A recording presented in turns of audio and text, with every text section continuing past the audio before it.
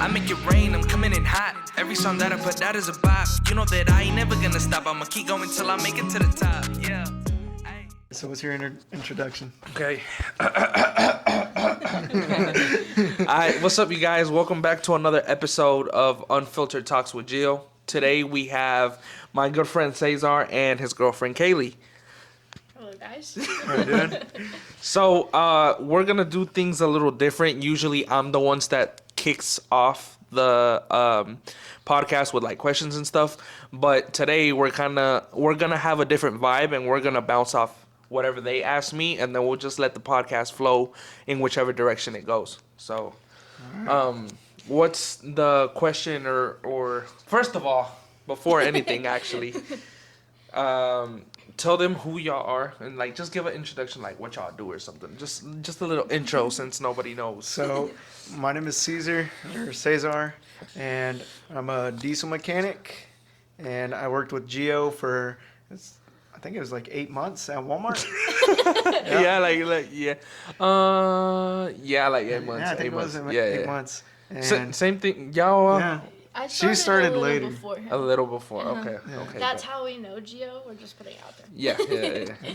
so Gio was a very good friend of ours when we were at work. So Yeah. and obviously even after I left Walmart, still a very good friend of mine. So. Hey, if y'all see me getting distracted or any of us get distracted, they have a dog and it's like under us. So like if we get sidetracked or anything, like don't mind it. Like we'll just apologies. Yeah, we'll just keep it going. It's whatever. All right. Okay. And hold the microphone. My name is Kaylee. I am a leasing consultant at an apartment. And I agree with everything that he said about Gio. That's how we know him. And that's why we are here right now. What else should I say? Let's think. What else about me? Do we know? What else? Yeah. We have 2 dogs. They're 2 wiener dogs, so that's why we're gonna be looking down a lot. Those are our favorite. I think that's pretty much. I got my big black wiener at my feet right now.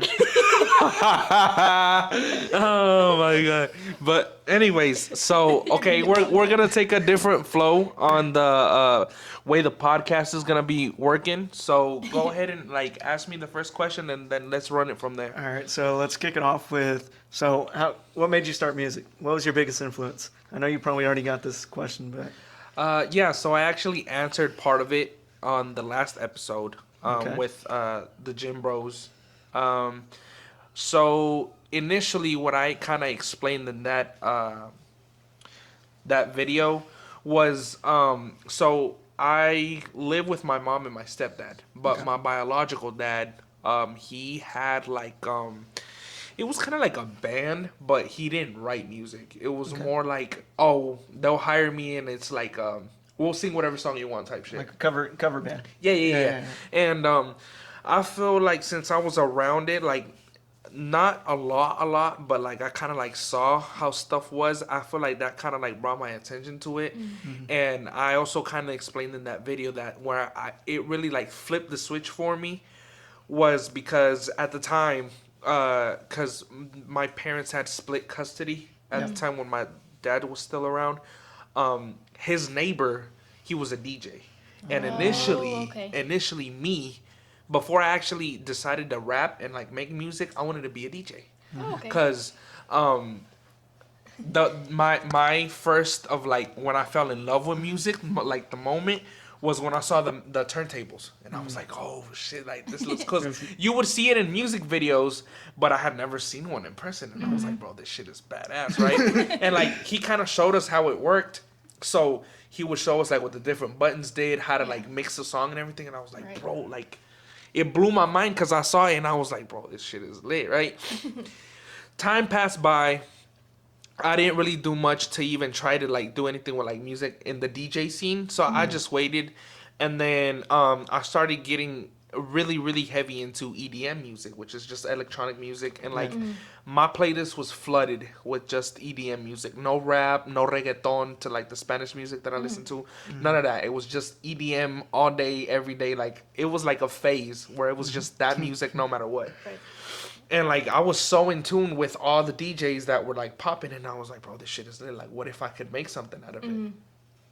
I had money saved up, and my initial plan was to buy the turntables, and then once I had that, save a little extra and get the laptop. Because the main thing that I wanted to focus on is like, if I get the turntables, I know for a fact I'm gonna fight to get the laptop. Because if I get the laptop, I'm gonna get comfortable, and I'm gonna be like, you know what, I'm not gonna get the Yeah, turntables. there's not. You kind of feel like, oh, there's no point in me getting it. I also have a lot of the stuff that's on the turntables on this laptop. On the laptop, yeah. Yeah. But I was like, I don't know what it was that basically made me switch and be like, you know what, the DJ thing probably isn't for me. Yeah. Because there was this app that I downloaded to kind of get like somewhat of a feel of what it would be to actually use the turntables, because you could mix songs and everything on that app on your phone. Okay. And I had easily like 30 to 40 songs that I had made from existing songs and just made a mix out of them. Right. So when you listen to them, it sounds like it's one whole song, because I was super into like really focusing on where to mix the song in to where it merges together, and you're like, that's one same song, but it was multiple songs that were just getting mixed, and you would think it was one same track. Right. Yeah. Because I was getting the hang of it, and I was like, if I know how to do it on the phone, it'll be like second nature once I get the actual turntable. I don't know if it was the fact that if it's hard to become a rapper or a singer or just an artist in general, that you're actually saying stuff.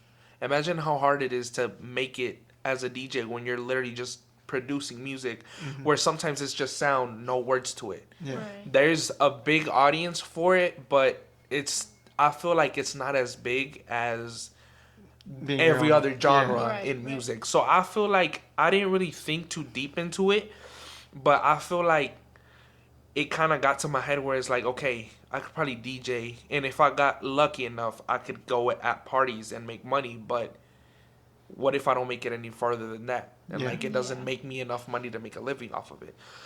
So the first actual moment where I was like, this is what I want to do is junior year in high school in the back of the bus. Because That's where it all starts. real shit, Everything. real shit. Everything. But like, it was funny because like we would freestyle in the back of the bus, because I'm ass at freestyling. Like, it'll be rare for me to actually freestyle, and you're like, oh shit, like I should write down what I freestyle, because it was like, it actually makes sense.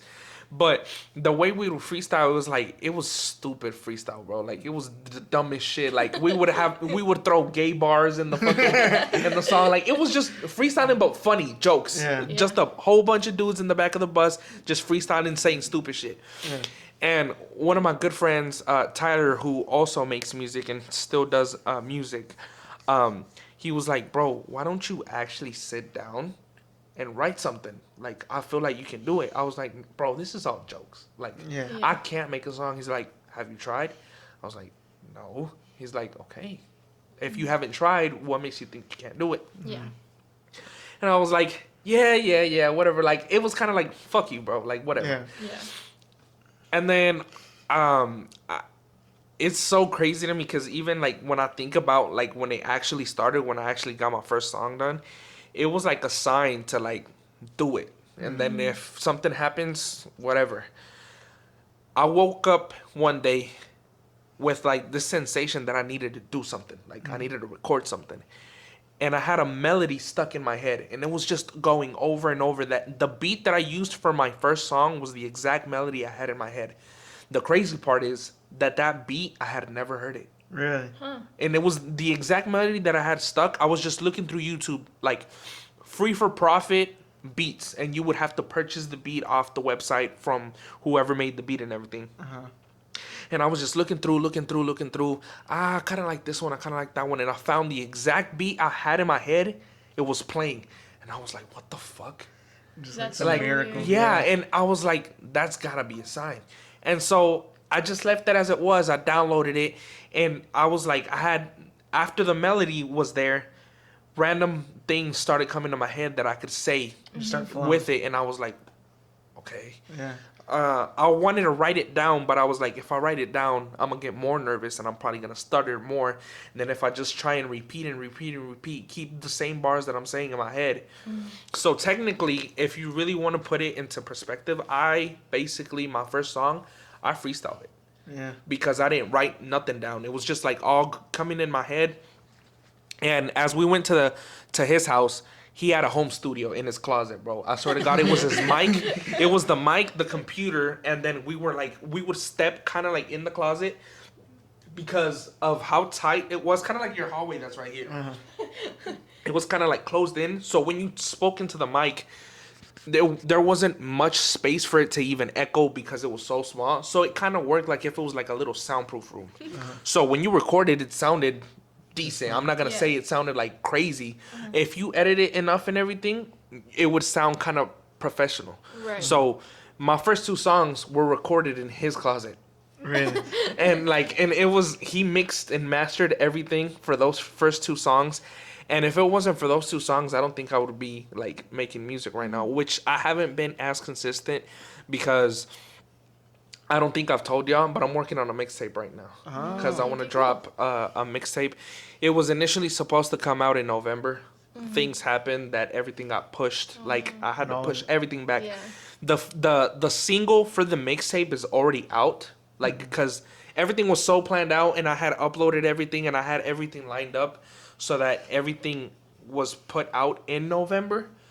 But I dropped the single beforehand thinking that everything was gonna go through, Right. and it ended up not. So like it's just been one thing after another, and if everything goes well, it was supposed to drop in November. Then it got pushed to January, and then things happened to where my engineer, something popped up with him that I couldn't record because I got half of the mixtape recorded already.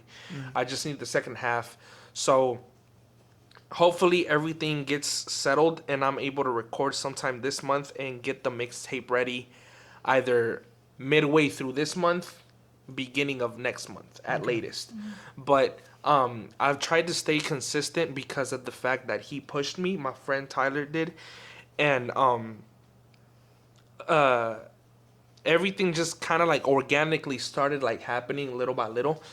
And I was still in school.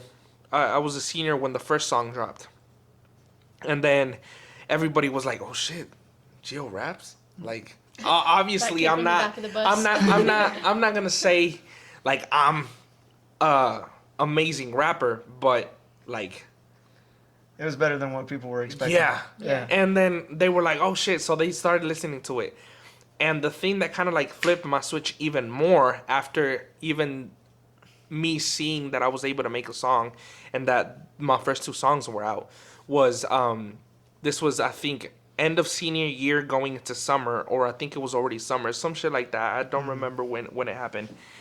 I announced that I was gonna release my first music video. And then I got the first music video done, and I still remember like it was yesterday, bro. I got the video. I didn't even watch it. I just got it and uploaded it. I didn't like want to see anything. I was just going to upload it and see what it did. I was so nervous from the feedback. I deleted the YouTube app as soon as I uploaded it. Really? I kid you not, maybe 2 to 3 hours later, my phone is blowing up from text messages from my close friend Hugo, who's one of my gym bros, who was in the video where I explained how the music thing took off. He texted me and he was like, "Bro, did you see your video already?" I was like, "No, why?" He's like, "Get on YouTube right now. Like, have you gone on your page at all?" I was like, "No, I deleted YouTube." He's like, "Bro, go on your YouTube right now." I download it, right?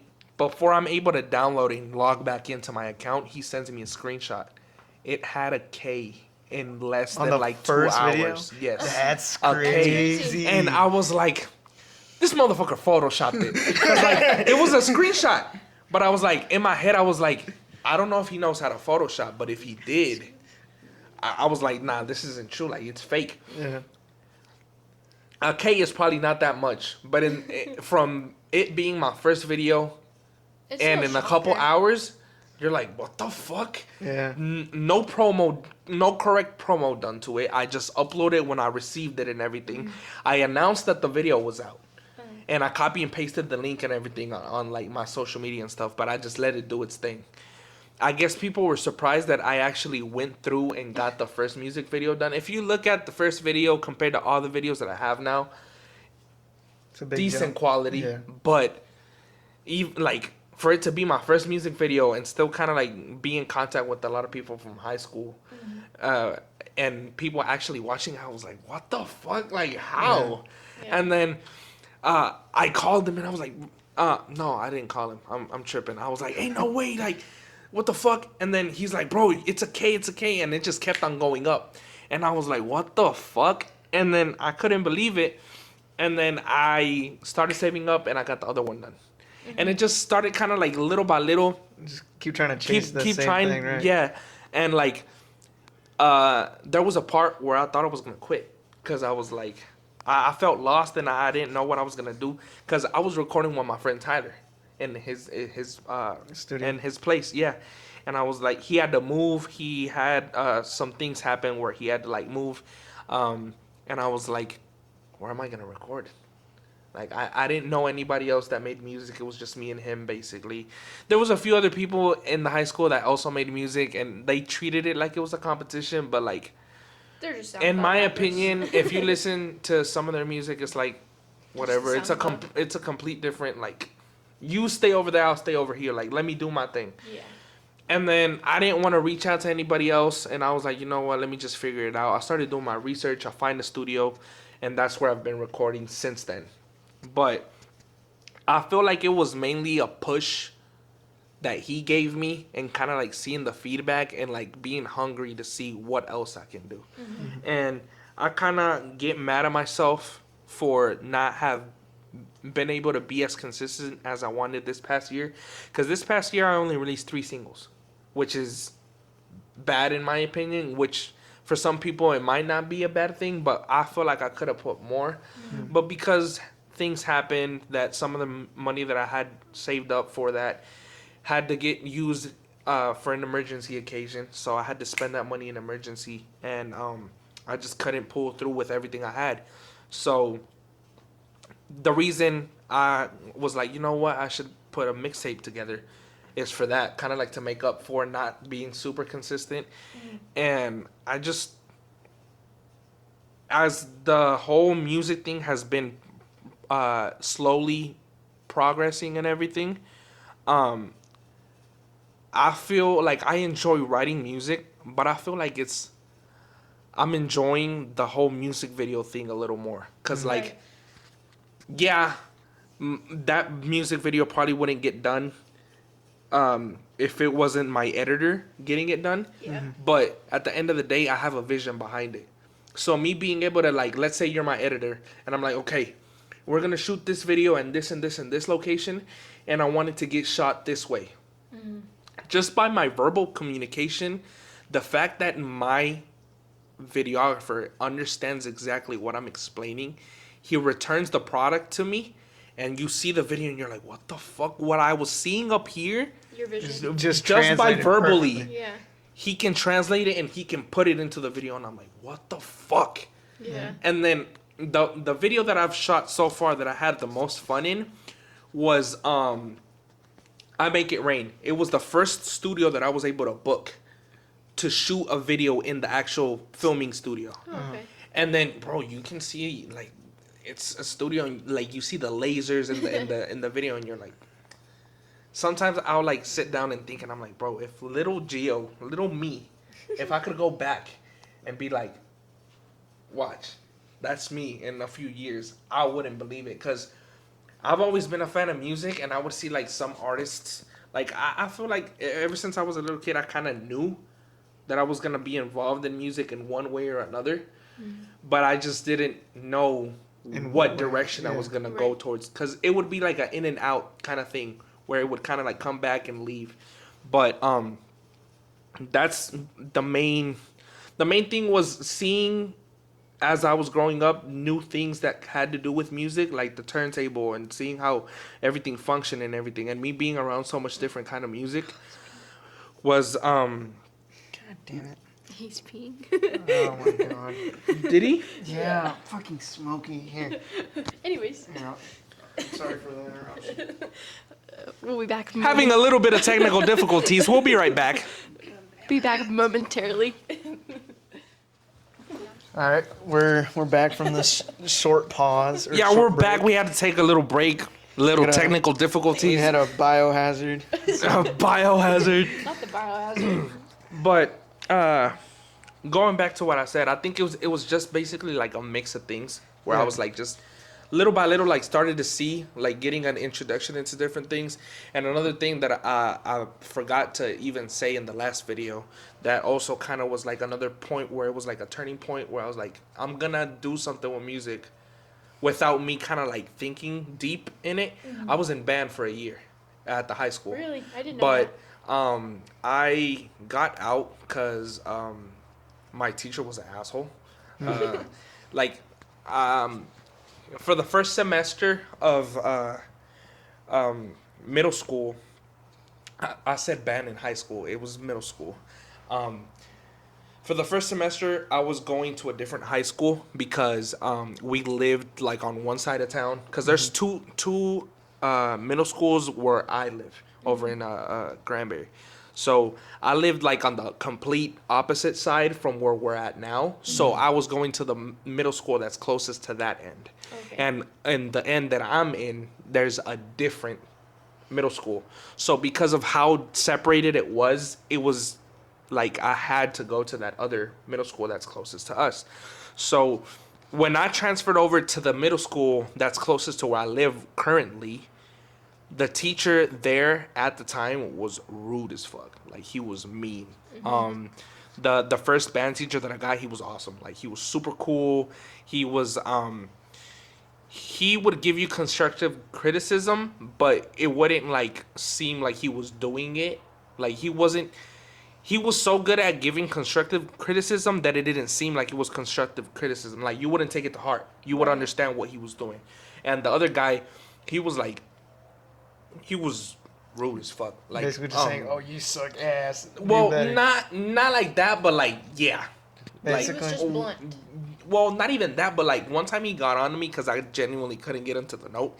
And in front of the whole class, he was like, "You fucking suck." Like he didn't say "you fucking suck," but like he was screaming at me. He was like, "You suck. Like I don't want to see you in my class next year. This and that. Like you've been practicing for so and so weeks. We have a show going on. This and it's like." He's gonna Motherfucker, call you out in front of everyone. We're in middle school. It's not You that gotta serious. understand, my fucking windpipes aren't the fucking. They're not as big. They're not as, developed. They're not developed, bro. Like, yeah, I'm a chubby Mexican, but that don't mean I got bigger fucking wind waves. Like, bitch. So I couldn't hit that note because it was a really, really high note. And it's like, bro, you gotta understand, like, I'm learning. Like, it's my first year. Like, I'm not a fucking pro that, oh, that note is easy. Like, this is breakfast. No. Like, he called me out in front of everybody, right? He was just giving me shit. And that stuck with me, right? The end of the year comes around. Okay, we're going to choose lockers, this and that. He completely forgot about that, right? The whole incident.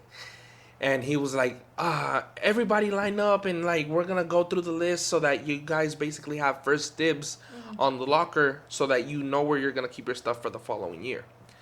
It comes to me, right?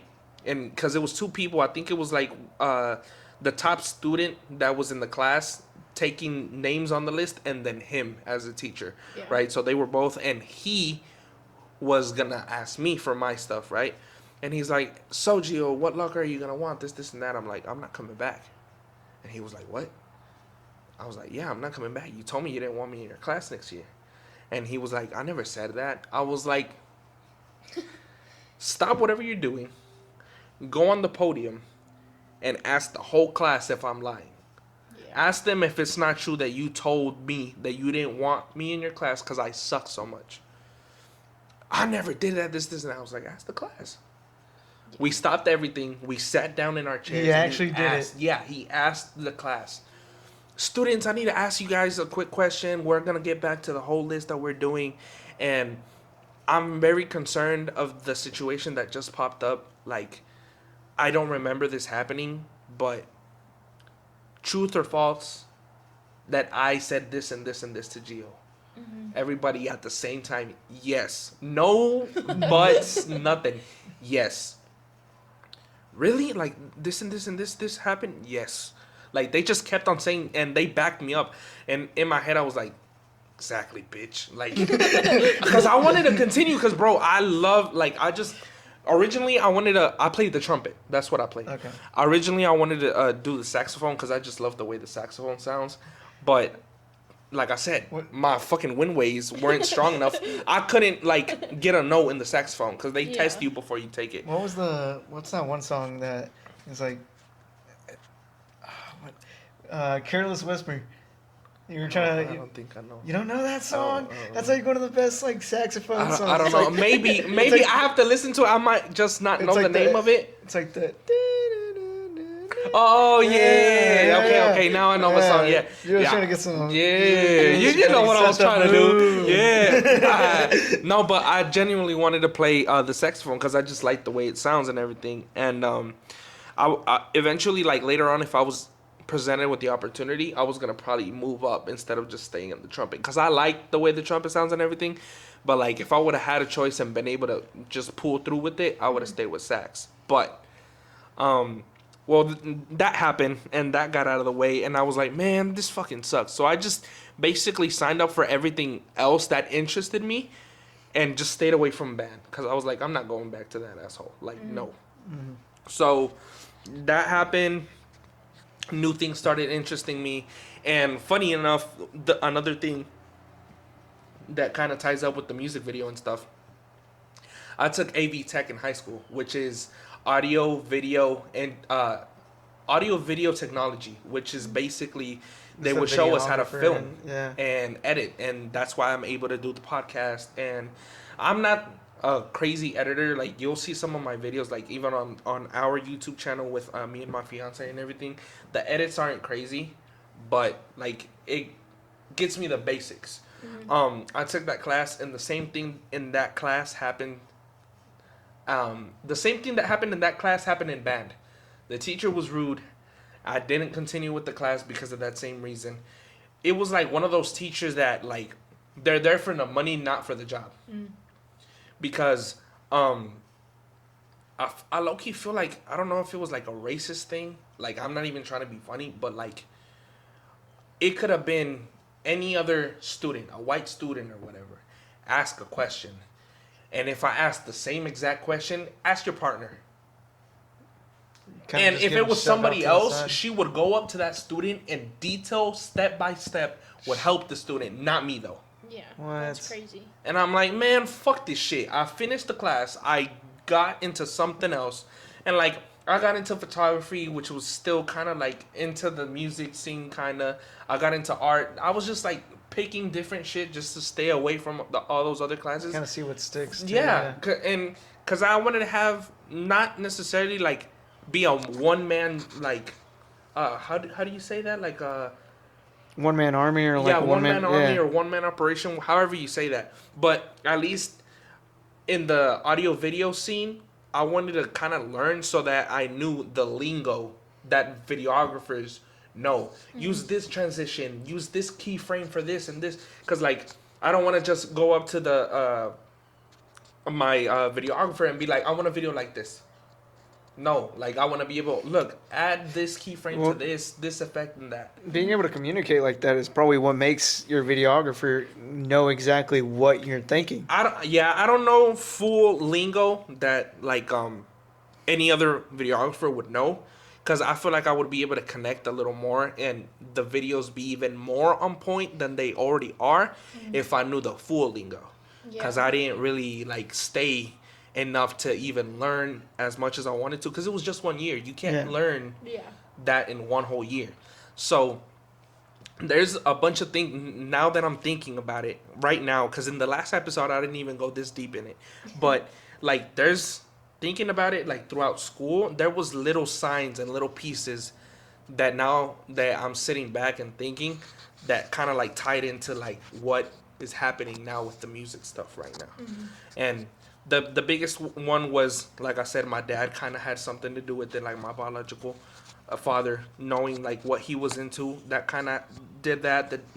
His neighbor with the DJ band came along, and then out on the real world, now that I have to spend money and see where I can do certain things, is where I've started to kind of get ideas here, ideas there, listening to different artists, different genres and stuff. Also, kind of like maybe I should add this to a song, even though it's not that specific genre, but maybe take this snare from this genre or whatever to Just add it into experimenting it. with Yeah, everything. and that's why if you look at some of the songs that I have Spanish songs. I have my first love song that I wrote for my fiance, which is that one.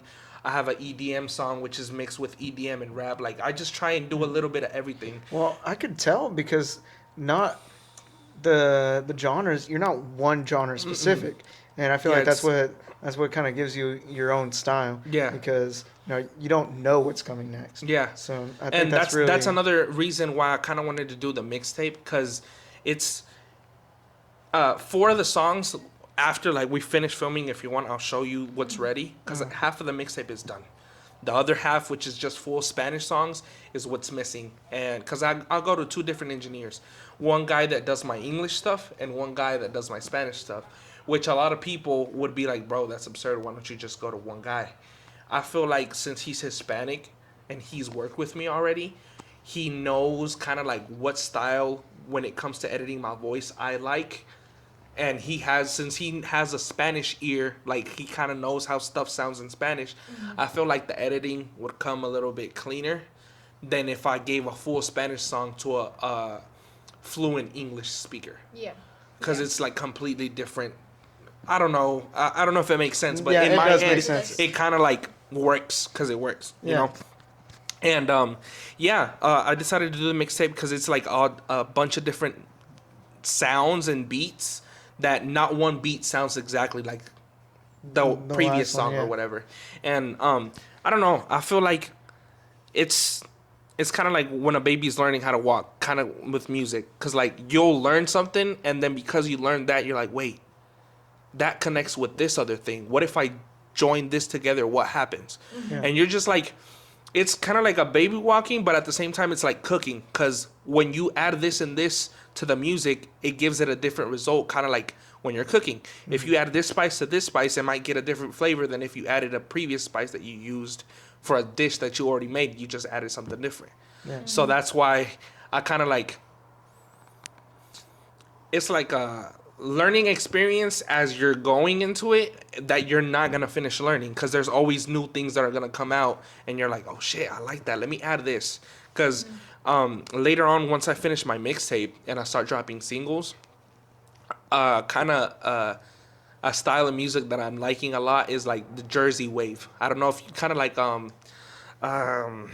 Just Want to Rock by Uzi, that kind of style, because that's like known in Jersey, but I feel like it's starting to be more relevant in this side. Yeah. So if I, how do you say, dip and dab in different Dip your toes. yeah, dip your toes into little things. Shit, who knows? What if something like that takes off? And okay, I see it's taking off. Where can I learn more? How can I perfect this style? Make 2, 3, 4 more singles similar to that. And then- dive into something different. And then have the same people that were there try out your new stuff. Yeah, I see what you mean. There's this one thing that also I connected with. I don't know if you listen to Russ. I don't know if y'all know who he is or if y'all even Yeah. take interest in his music. But I go on his TikTok a lot for inspiration. That's one of my biggest inspirations. Kind of diving into what you initially asked the question. In the American scene, in the English speaking scene, Russ is one of the people that I listen to and I look up to a lot, because he's an independent artist. He doesn't run by a label. I think he's like a partnership, but he's not signed to a label, so he can release whenever he wants because he owns his masters. He said something that always stuck to me, and that's why I've tried to stay consistent. And if I feel like I'm in a negative point, I'm just like, whatever, try to brush it off and not think of it and just stay positive with the music stuff. He said, if somebody hasn't heard your music, even if it came out 5 years ago, it's a new song because they're gonna hear it. So your song could be 5, 6, 7, 8 years old, but if they're hearing it, it's new to them. What if they like it? They pass the word to you, to her. You pass it on to some friends. They listen to it, and if they like it, if it gets spread around enough times, that can be enough wave for you to take off, because now you know about it. You know about it. Your neighbor knows about it. Your cousin, your sister, your brother, or whatever, they know about it. So if your word gets spread around just a little bit, that can be enough to throw you up and be like, oh shit. Yeah. And that's how, because like now it's easier, and I've seen a lot of people, like artists that are like OGs or whatever, say that people that are coming into the scene have it easier now because of social media. The TikTok. But it's not just that. You have to kind of take, even if people say your shit is ass, okay, what's ass from it? If they don't have a comeback for it, then they're probably just jealous. Yeah. Brush that shit off, and if they don't like it, okay, it's not their niche. It's not whatever they like.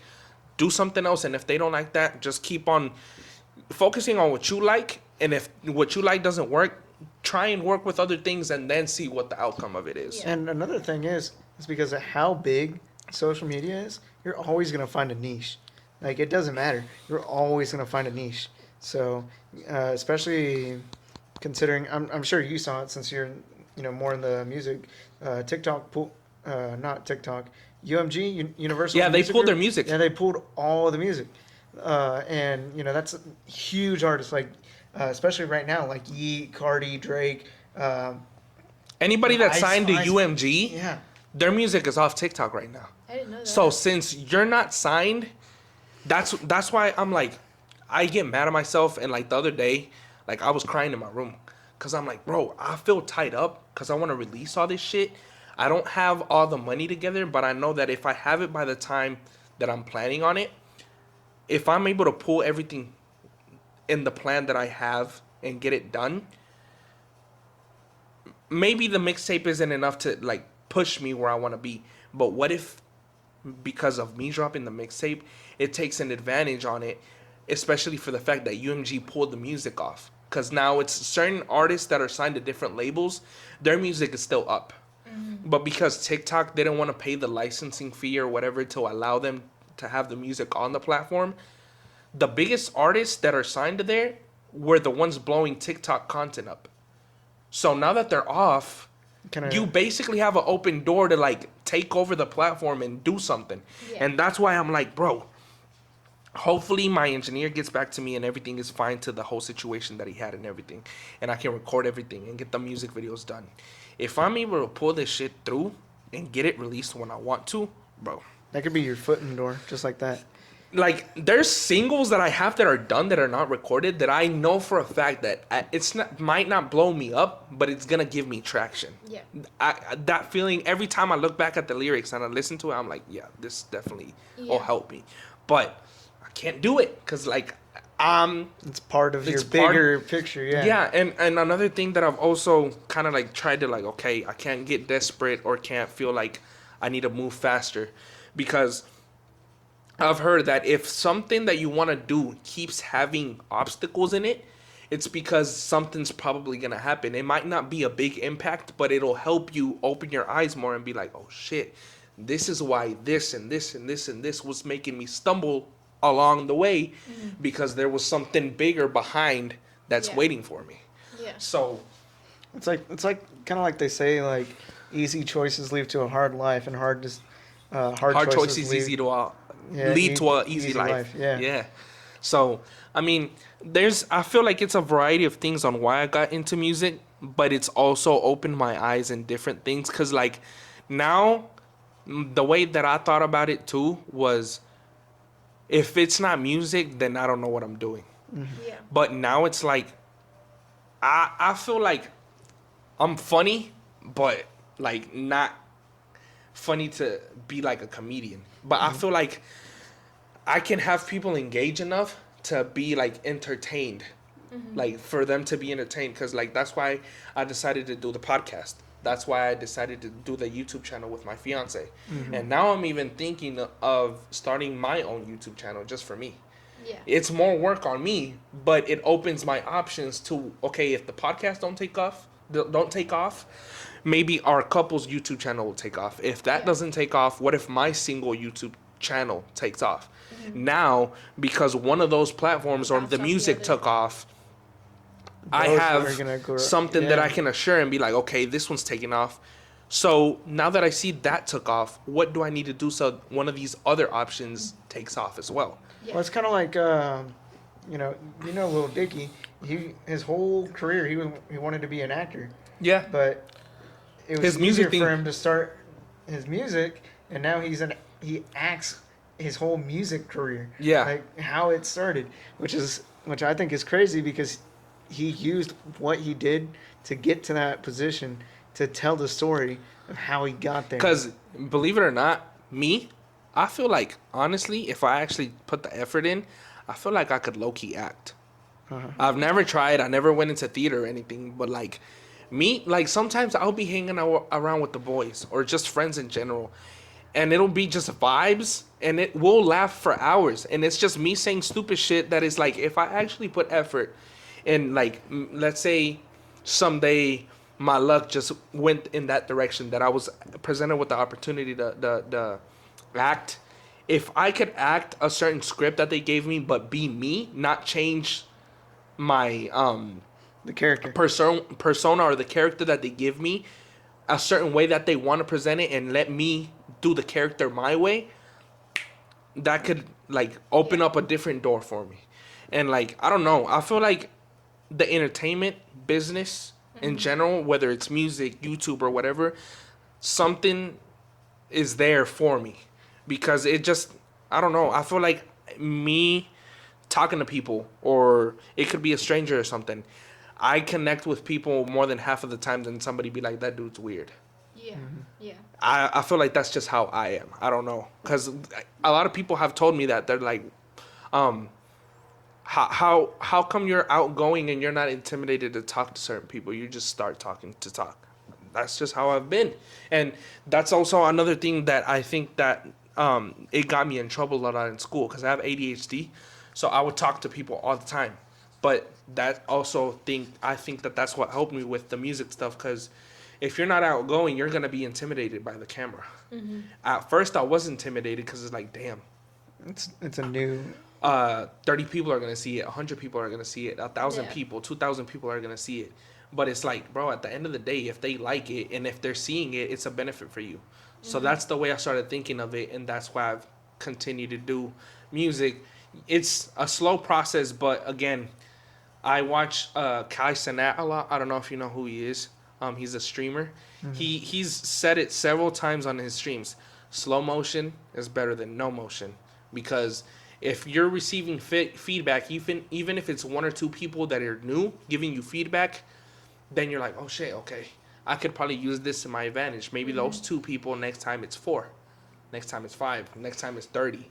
Yeah. Like, And really, even sometimes it only takes one clip, one little snippet of your song, one little, like, it's crazy. You know what Yeah. got me to watch your podcast? A snippet that you posted with you. I think it was the one with you and your fiance.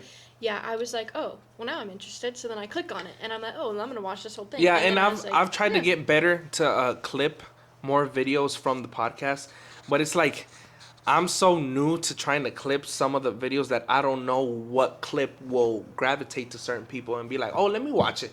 Yeah. Or this seems interesting. Let me click on the video and actually see what they're talking about. Yeah. And that's why I'm trying to start the podcast, not only to talk to my close friends, but hopefully I get the opportunity to someday interview somebody that I look up to. It doesn't have to be an artist. It can be maybe an actor or somebody that's in the entertainment business in the Hispanic community. Something. Because now not only am I having a conversation with the person that I look up to, but I could take a learning experience or something from that person, or off camera before we actually start filming, have a conversation with them and be like, oh shit, like I'm doing the right thing. Or now that he gave me this tip or he told me this, it opened my mind and now I can do this too. So it's like there's a bigger picture behind everything that I'm doing. I just don't like letting it out into the public or posting it a lot, because I've heard and I've seen that they say work in silence can have a bigger impact than if you're posting it all the time. So that's why I haven't really posted on my Instagram about the music stuff, because I decided, okay, I know it's not gonna be out by the time that I wanted it originally already. It's been pushed back, the mixtape. I'm gonna just shut up, not post it until I have a clear sign. Okay, this is probably when it's coming out. Start posting again about it. It's probably gonna slow down my algorithm of people that were visiting my page and stuff, but maybe that's a benefit, because now it people might forget about it, but if it pops up and it blows up or something, it's gonna have new traffic into my Instagram, TikTok, or whatever, and benefit me now. And hopefully, the whole UMG situation on TikTok lasts enough to give me that little bracket that I need, and hopefully that works at my benefit. And I don't know. Let's see if something happens with the mixtape. Well, let's say even if let's say the mixtape Yeah. came out and it's this huge thing. You just suddenly tomorrow you have like $10,000. What would you do with it? Like, where would you put that money? I definitely feel like knowing you'd probably reinvest it into it. I would probably reinvest it into the music, but depending on how much money I would make, the first thing that I would honestly want to do is get my mom a house. Because that's like, maybe like if it took off a little bit, it wouldn't be enough to even like Well, you never know. buy because, it. Because But even like, Even the let's say, down payment. well, yeah, it could be a down payment, but also, like, let's say, even if it's not enough, now that I know that I have a certain amount of money, I would be like, okay. Because I have a list. Look, bro, I swear to God, I have a list of shit that I want to do eventually in life, and hopefully I can mark every single thing off the list. But also, beside my frame, my door frame, I have a list. Every single day before I go to work, I read that list. Oh, it's like manifesting. Yes. Yeah, it's That's what I was it's like a manifesting list that you just go over it. And I don't know if people believe in it or if it's true or not, but it basically helps me kind of like try to stay in the path that I want to be in, and not like get distracted and be like, man, this shit's taking too long, whatever. Like, it'll kind of keep me in track to be like, okay, I haven't done this yet. I can't move on to the next thing that I want to do if this hasn't happened yet. So until it happens, I'll add the new thing to the list or It keeps whatever. you disciplined. Yes. And so I have that beside my door. Like, it's literally almost above my head. Every time I wake up, I just see it. It's there. Before I leave my room, there's no way of avoiding me not seeing that. So there's that. But if I got like a fat ass check, right? Something happened where I'm making money off of music now. Because I recently just made money off music. Really? Did you? Yeah. For yeah. within the time that I've done it, like just music, not music videos or anything, just the actual audio version of it, I made like $50. It's still $50. But it's $50 is $50, right? But in my You head, don't I'm know like, what I do okay, for $50. like, huh?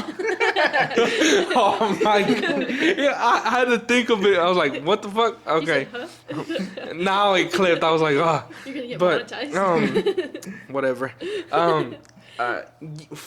So depending on the amount of money, like let's say it's a decent amount. If there's certain goals I want to do, I wouldn't instantly invest the money. I would see like, okay, I have this amount of money. I need this much to do, I don't know, let's say the house, right? I wanted to get the house. I would see what steps I have to take to get the house. Yeah. And be like, okay, I could give this amount of money as the down payment. But if I gave this amount, it would benefit me and make it easier if I gave this amount instead of what I have right now. So Right. let me just hold on to the money.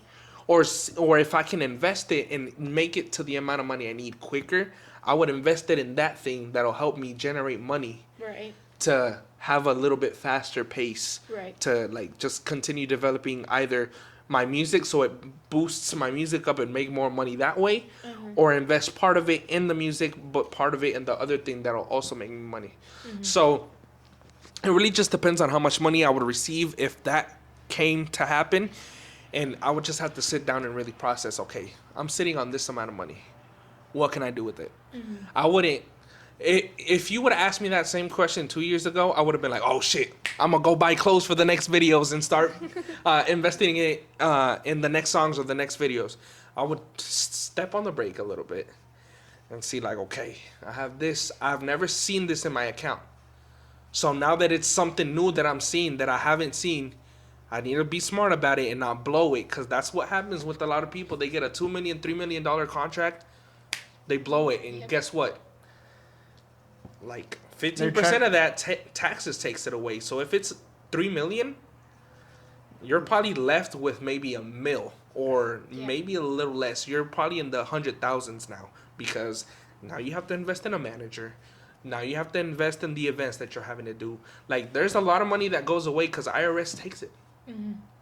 So I don't think I mentioned this to you guys, unless I did while we were at work, but I actually got offered a record deal already. Oh, did you? For no, I didn't know that a record label. This is probably like maybe a year ago, and I turned it down because I'm not ready. Oh, no, I think I remember you telling us that, yeah. I don't think I'm ready. I don't have a big enough fan base to back up the amount of money they were signing me for, because I got offered $2 million to do one album. I think it was a 13-song album, and it was just gonna be that the deal that they were giving me was just for that project. But I showed that contract to both my engineers, and they said the same exact thing. They worded things so well to where certain words that I don't even know what the fuck they mean, they're saying something that I don't know how they word things. Comprehend it. I would just be like, okay, give me the money. Yeah, $2 million. Okay, no big deal. The way they were offering me that deal is, it was the $2 million. That money, any label that signs you is a loan. Mm-hmm. So until your music or whatever project you signed for that money, until that money basically generates what they gave you, you're free from that contract. Like, now you start making money so that's off of your music, because it already surpassed the amount of plays you're supposed to make in order to generate those $2 million that the company gave you. So that's why you see so many artists stuck in record label deals. And what do you think happened to I think it was Meek Mill or Lil Wayne, that he couldn't get out of a deal because they didn't want to let him go? It wasn't because he didn't make the money, but it was something in the contract that I guess he didn't read or he missed. It's the same as like the Mario Judah dude. He signed and he hasn't released any music because he's stuck in a that almost happened to Trippie Redd too. Why do you think he wasn't releasing an album? Because he was shelved because of that same reason. Can you get out of it like legally? Like, yeah, you can, but now it's the $2 million plus interest. I see, because it's a loan. They can fuck you over. Yeah. So that's why I was like, okay, I could take the deal. And I was already thinking like, okay, I'm going to get the money. First thing I'm going to do is buy my parents a house with that money. Right? And I was like, okay, $2 million. But then I started looking up, stuffing myself with information and everything. I didn't think about the taxes thing. It's $2 million, but how much money am I going to walk away with? Yeah. I still have to... Probably like $500. Some of that money still has to get used for the video production and the audio production for the album. Mm-hmm. So after I spend all that money, if I have to travel anywhere to shoot a certain video, because no damn well, if I have $2 million, I'm going to use money to travel somewhere and film something, because now I have the ease to do it because I have the money. Right. But if it blew up enough and I had to get a manager, where was that money going to come from? The record deal. Yeah. Videos, record deal. Traveling expenses, record deal. So what was I going to do when all that money got used and now I'm left with no money? If my project doesn't generate that money, I'm stuck with that label and I can't release more music. I can't do anything until my music generates that money.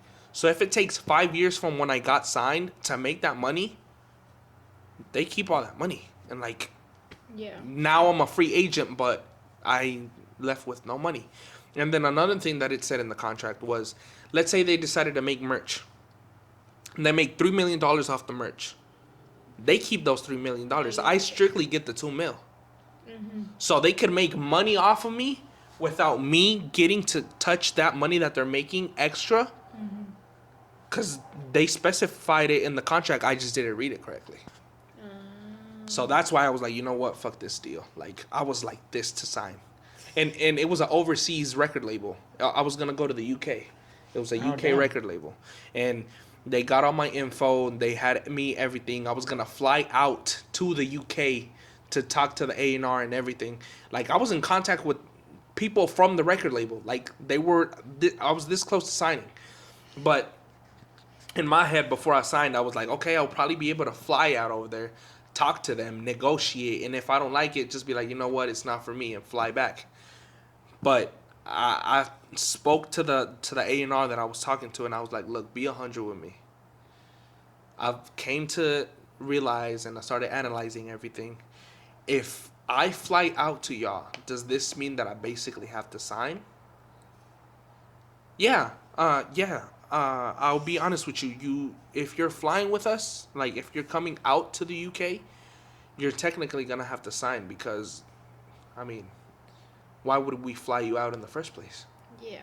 So they were like super closed to the fact that they were flying me out to like, okay, if we're flying you out, you have to sign. It's not like some of the other record labels that I've seen, some other artists that are coming up that it's happened to them, that they'll fly them out to negotiate, and if they don't like it, okay, it's no big deal. Another label comes around and offers to fly you out and stuff. They were strictly like, if we're flying you out, you have to sign. Yeah. That's a little So that was a suspicious. little sketchy, and I was like, I feel like they were like, oh, this kid is a new kid. We see potential in him. We offered him this amount. He's super close to signing. If he signs, he's fucked already. Like, he has to fly over here. Like, he's fucked. He's signed. He's ours now. And that's why I was like, I'm going to just wait. If one already came across, who knows? What if other labels come around?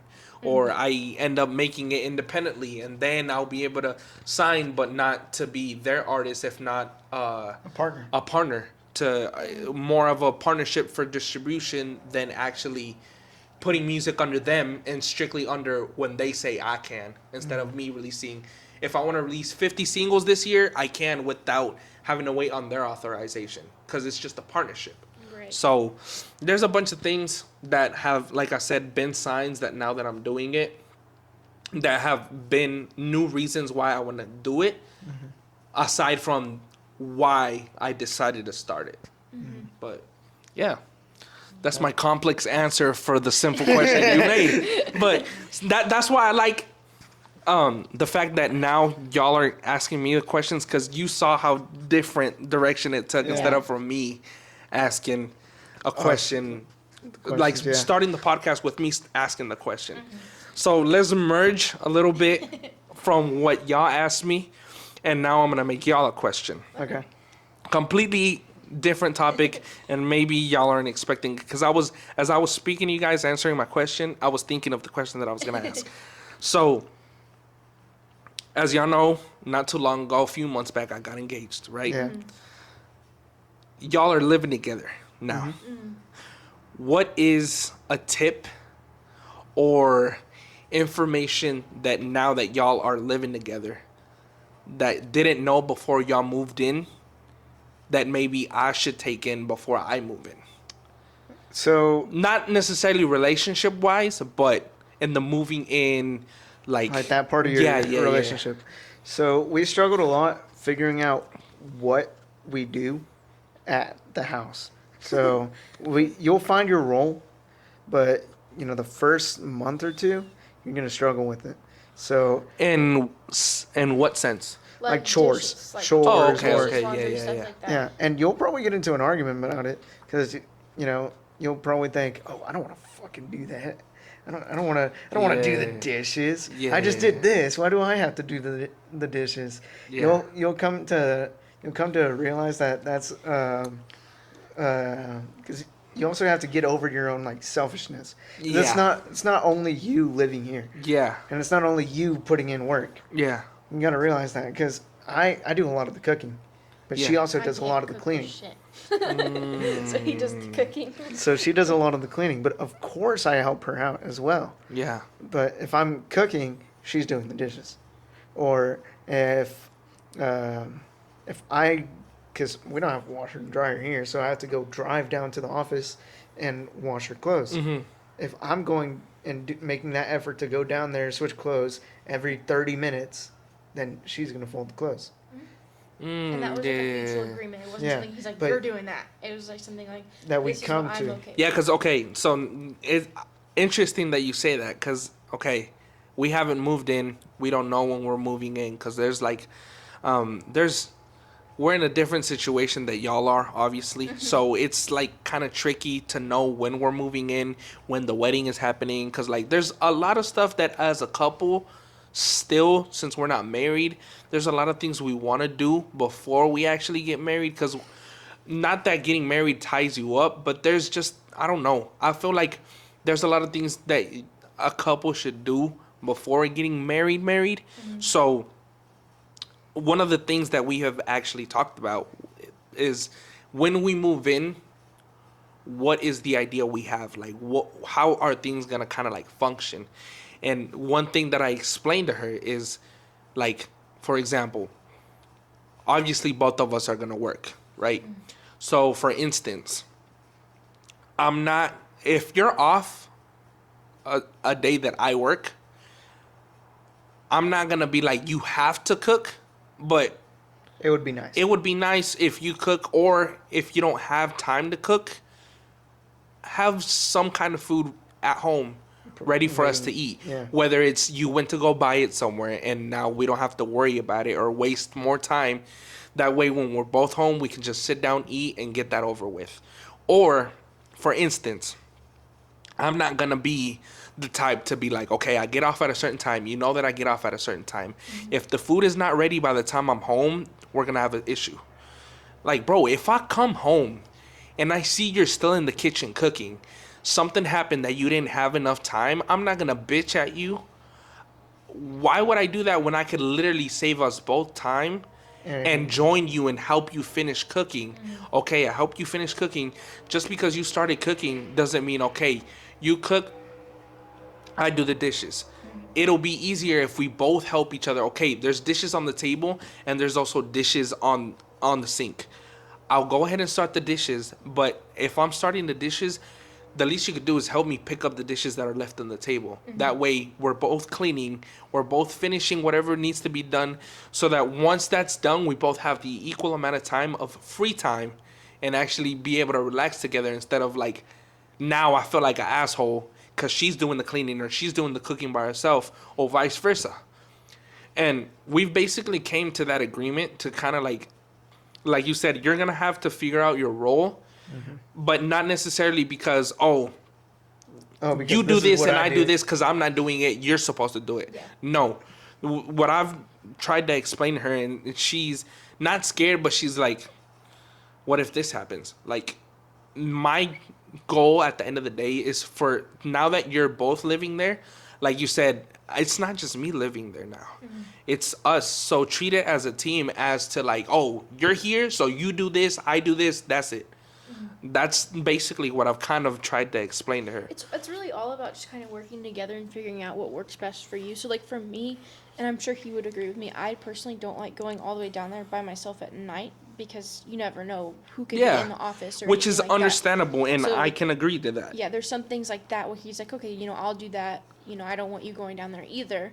And then it's like I said, I don't cook because I don't know how to cook and I've never been taught how to cook. So what I do all day, because I know he's going to come home and he's going to make something. So what I do instead is I make sure the house is spotless and everything is ready for when he does get home, he can cook. And it's not like he has to wait for the dishes to be done. He has to wait for the meat to thaw out. Like I already have the meat thawed out. I already have his dishes ready and his plates ready and everything, his seasonings out or whatever he needs me to do.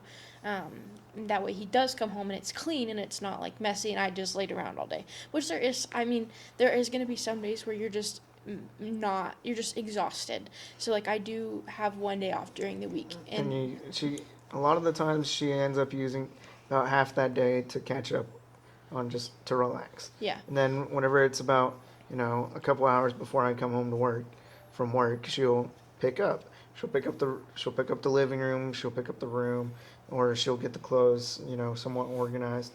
That way I can just go do laundry.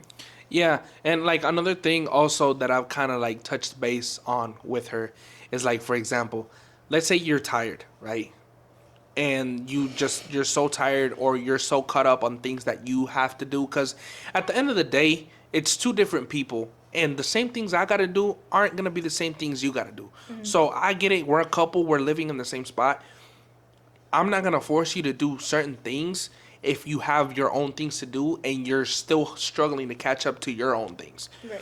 So if there ever comes an occasion where she can't cook because she's so stuck with the things she has to do, I'm not gonna be mad and be like, "Why is the dinner not ready?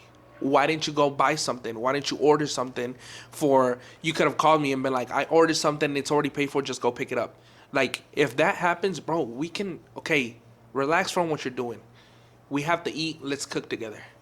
Like, now it'll make it where it's like the weight is distributed. Nor am I doing more, nor is she doing more.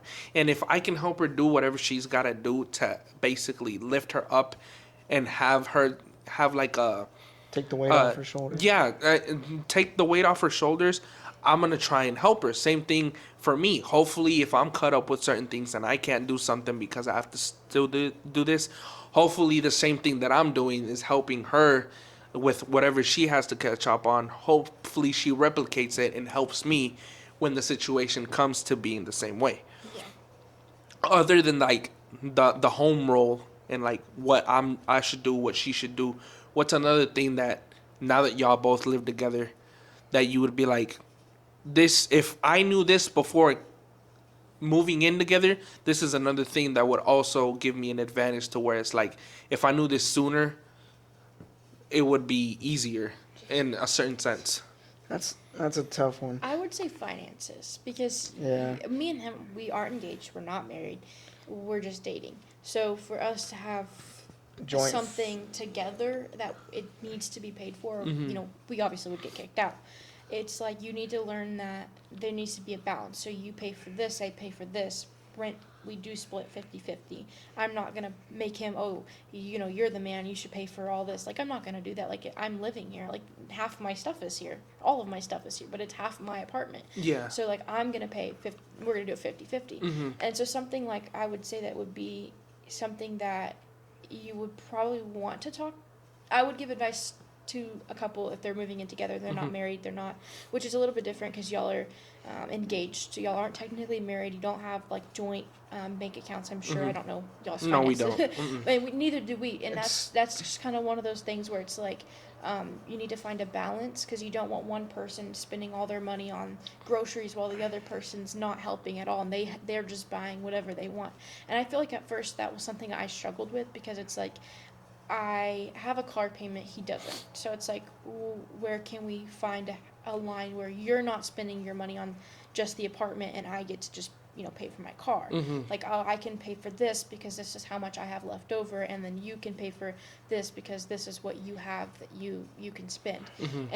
And we are younger, we don't make millions of dollars, so like, it is sometimes paycheck to paycheck, but it's also like I get to be with him 24/7. So Yeah, that is kind of something that we've also touched base on, that we still don't know for like 100% if we're gonna have like joint accounts, which might help, it might not. Like, we're still gonna see like what route we take, but that's another thing that we've also talked about, that like I have the advantage that I live with my parents, but I don't.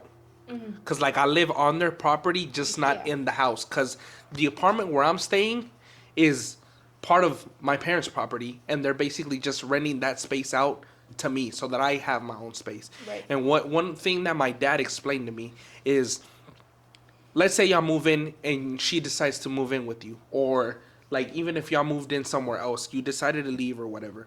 But most likely what's going to happen is she's going to move in with me where I'm at already. Because my parents aren't charging me as much as it would for a regular apartment. So yes, they're gonna charge me more now that she moves in, because now you gotta take into account that it's 2 people at the apartment now. right.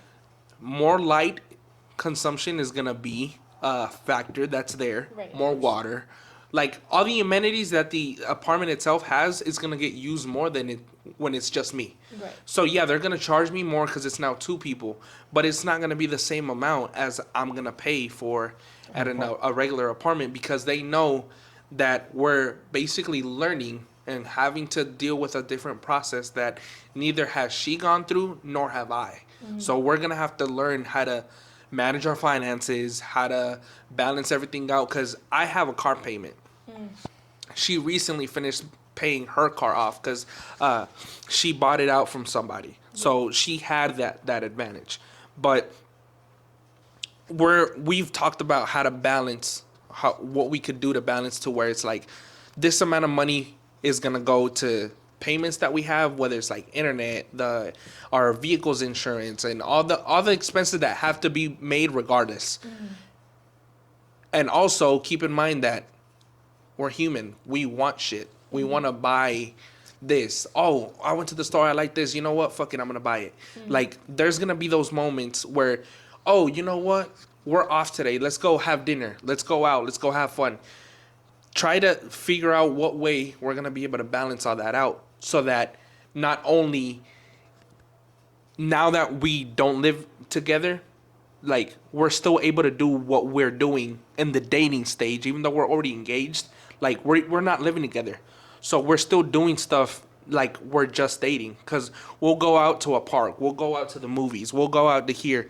We still want to be able to do all that once we move in. But we got to keep in mind that things are going to switch a little bit. And it might not be as often.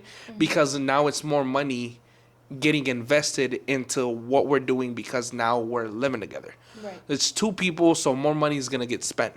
It also trades off because technically it's a little cheaper. I'd say technically, but really the only reason is because for the time invested for y'all going on a date, you have those 24 hours, or you have those, 16 hours after work. Yeah. So you get a lot more time for what you invest. So what we really found is that, yeah, we don't go out on dates as often as we used to, Yeah. but we hang out way more. Yeah. Because we're constantly here. Even if that's just, us hopping on a video game for like 3 hours after work, or, she's just sitting here hanging out with me while I cook. Like, it's all still quality time that we're spending together. Yeah. But it's not, I'm going, oh, let's just go to Dallas. I'm going to go spend, $60 on a tank of gas just to get there. I'm going to, spend another $40 on food. And then, maybe we'll hit Target up, and then we'll spend another $40 just trying to buy stuff so that we can entertain ourselves once we get back. Yeah, So- I mean, obviously it's not going to be like, oh, we're going to go out the same amount of times as we do now that we're dating, like not living with each other. But I'm saying, like, there's going to be those moments Yeah. where we're going to want to do Yeah. that. And That's obviously normal. those expenses are going to have to be made. But if we want to be able to do that, we have to learn how to manage our And expenses. just, you have to be really clear about how much, It's more so you need to be more open and honest about how much you have in your account. And so that's something that what he you're definitely bringing struggled in. with. Yeah. When we did first move in, I wasn't making very much. he wasn't making very much, and he wasn't very open and honest about how much he had. So I'm thinking he's like making it seem like he had more, and he's like, okay, but we can go out to Razoo's and spend $40 and I'll pay for it. And I'm like sitting here thinking like I make more. Like, sorry, I don't mean to bash you or anything. This isn't a bad thing. I make more money than him at that time. He obviously makes more than me now. Yeah, I mean, But- not meaning to cut you off, but I completely understand what you're saying, because literally, and I'm not even like lying, she makes more money than I do right now, because she has a better job than I do, because she works at a warehouse. But at the same time, just because, let's say I was the one making more money, or she's the one making more money, I'm not gonna be like, oh, you make more, so you gotta spend more. Like, yeah, we might have more free money in our accounts, but kind of try and take it equal, which is what I'm kind of getting from what you're saying. That way, what can be done and what can't be done, so we know where the limit is, and not make it seem like, oh, okay, well, if you're spending it, whatever, like, I don't care. Yeah. Just kind of like, so you're aware of where the finances are, so that now both of y'all are on the same page and know when to be cautious and when it's like, okay, we can slide, and it can be done. So if you look at the statistics of like divorce, finances is like the top Yeah, one. it is. And that's why I say like the best advice I could give is just to be open and honest. I don't care if you have 3 cents in your bank account. I want to know that you have 3 cents in your bank account so I know where you're at, because you have Not even for a controlling reason, but Yeah. to know. Yeah, to know where you're like, at, because like 'cause it's- honestly, seeing that much money in your account, knowing how expensive things are, it could be stressful for you. So I want to know. That way, I know when you're like, oh, ooh, like I'm kind of hurting right now. It's like I know why, and like I'm not gonna be like, let's go on a date, and I'm not gonna ask you, let's go out. I want to go out, and that way it's not hurting his feelings, or he's not hurting my feelings. Where I'm like, I don't have money to do that. Yeah, because we're not living together yet, but there's this one thing that happened not so long ago, where we were gonna go out somewhere, and I was like, I kind of made calculations of how much it was gonna be, and like, we'll take turns paying. Like sometimes, like for example, we're gonna do something, or we have like an activity planned or something, and we know we're not gonna be home like at her place. At all during the day, because maybe she wants to do certain things and I want to do certain things, so we consume basically the whole time that we're together out. So for example, if I pay for breakfast, like if we're gonna go eat out somewhere, I'll pay for that. And then sometimes, okay, we're not gonna make it back home in time, so we're just gonna eat Because- something out. yeah. If we ate 2 times that day out, I'll pay dinner, she pays for breakfast. I pay for breakfast, she pays for dinner. And it's not like okay, I'm paying for dinner, you're paying for breakfast. I'm paying for breakfast, you're paying for dinner. Like, we'll kinda just, just a mutual yeah, agreement. we just take turns and we don't even ask, That's I what got we it, do. you got it, or whatever. We just kind of try and like balance it out. And then back when there was something that popped up that I had to use some of the money that I had. Still kind of trying to plan out the mixtape for when it dropped. Something happened that some of the money that I had set aside, I had to use it for a different expense. And I was like, damn, like now we can't do what we were supposed to do, but I already told her we weren't going to, so fuck it. Literally what I did, I kid you not, is if I didn't take lunch from home, I just wouldn't eat at work. I would like not eat lunch. So I kept it to where it's like, okay, I could spend $10 today at lunch. But if I don't spend those $10 today, by Friday when I go see her, if there's 3 days that I'm gonna spend $10, that's $30. So Yeah. it's $30 that I could use to still kind of like make up for the fact that I told her we were gonna do certain thing, so we can still do it. It's just- There's been moments where it was like money that I had set aside ended up getting used for something that I needed to pay for more than like, oh, it's free money, I can still use it. And I told her that, and she was like, "Why don't you say anything? Like if that's it's the hard case, to. say." And like me as a guy, and I'm sure you're probably it's hard to. this is why you don't do it. It's like, it's not even like I'm a guy, I should do everything, but it's we don't want to seem like we're being rude or like make it seem like we don't want to do it just because we don't want to do it, and we don't want to come off a certain way and y'all take it the wrong way, and now I'm like, fuck, I should have just pulled through, fight through it, and been like, you know what, fuck it, I know I'm gonna be short, but whatever, because of the same fact that we don't want to have y'all take it the wrong way, or simply enough, like what he said, it's hard because just by men nature we don't want to be like, oh, we can't do it. We'll just fight through it and pull through it, and if it affects me tomorrow, okay, let it affect me tomorrow, whatever. If as long as it gets done today, whatever it is that I was gonna do, fuck it. But I don't know, I guess that's just how men operate. I don't know. It's a hard transition, and you really have to, especially whenever you're living together, you have to get over it. Because I really did. I was making $450 a week, and I was filling up on gas twice a week. That's $100. So I was at the end of the week, I was left with $300, and I'm supposed to pay rent. I'm supposed to be able to buy groceries, and it all adds up. And especially whenever shit's breaking on my truck, or shit's, her car is messed up, or we just need the money, or the dogs got sick. It all, like, it's hard to admit that you're running dry and you don't want to tell her, and you're like, oh, I just gotta wait till Friday. I gotta wait till Friday. It's hard to admit it, and it's really like you have to, because or else you're gonna be like it's gonna take an effect on your mental health, and that's gonna take an effect on your relationship, especially whenever you're around them 24/7. Yeah. So, because we used to work together. I know she liked it, but even during the dating stage, working together, it can be hard on you. Yeah. Like we were talking earlier before we even turned on the cameras that it's especially about all the couples and shit that was at the working there. Uh, you always see them arguing, and that's because working together isn't easy. Me and Kaylee, luckily, we worked pretty well together. Yeah. Instead of acting like we were, a couple, we acted like we were coworkers. Yeah. So it really helped it a lot. And left work at work and home at home. Yeah. So, and now that Yeah. it's mostly home, you also got to learn that you can't bring stuff from home. You can't bring stuff from Work to home. to home. Yeah. So just because I got frustrated at work or I got mad because it was really hard for me to say that, oh, I'm getting paid like absolute dog water. Yeah. I can't justify it, and I'm in a bad mood.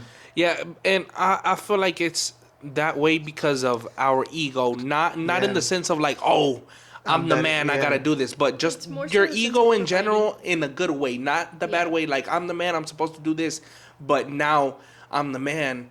And I can't. How do can this. I do this without making it come off the wrong way? Right. So I get that sometimes because even too like kind of like branching off a little bit, but still kind of staying in topic. Me right now, we're not living together, like I said. But even I have my own spot technically, my own space and everything. There's days where because I want to do certain things when it comes to like the music thing or me and her being able to go out and stuff, I'll literally let my fridge go empty and not buy groceries and just go day by day. Okay, I'll cook this today. It's $5. Okay, whatever. I'll buy this today. Tomorrow, I'll figure out what I'm gonna eat tomorrow. Not because I don't have the money for it, but because I'm so focused on still trying to do things that I have planned. Be like, okay, I'll just let that happen and I'll figure it out tomorrow. And I feel like that's a very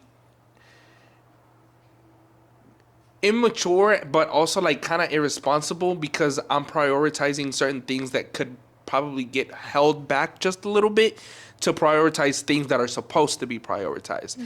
But we're human. We're not always going to operate the way we want, but there's always going to be a way to improve Right. to operate the right way. So that's why I wanted to ask you guys too that question, because we don't know when it's going to happen when we move in, but now that y'all are like living together and stuff, obviously y'all are gonna see things or go through things that I have yet to go through, or at least get some knowledge from y'all so that when it does happen, oh shit, they told me this. Let me see what I can do to avoid certain things from happening in order to have things run smoothly, or not necessarily smoothly, but progress instead of holding back because I just didn't listen or didn't pay attention to certain things. But I don't know. Even with the advice we've given you, especially because I was given almost the same exact advice. It's really hard to keep it in mind because sometimes you'll just let yourself. You'll get into your own head. So we really struggled. First 2 months we really struggled. Not just because of finances, but just because it was just a toll.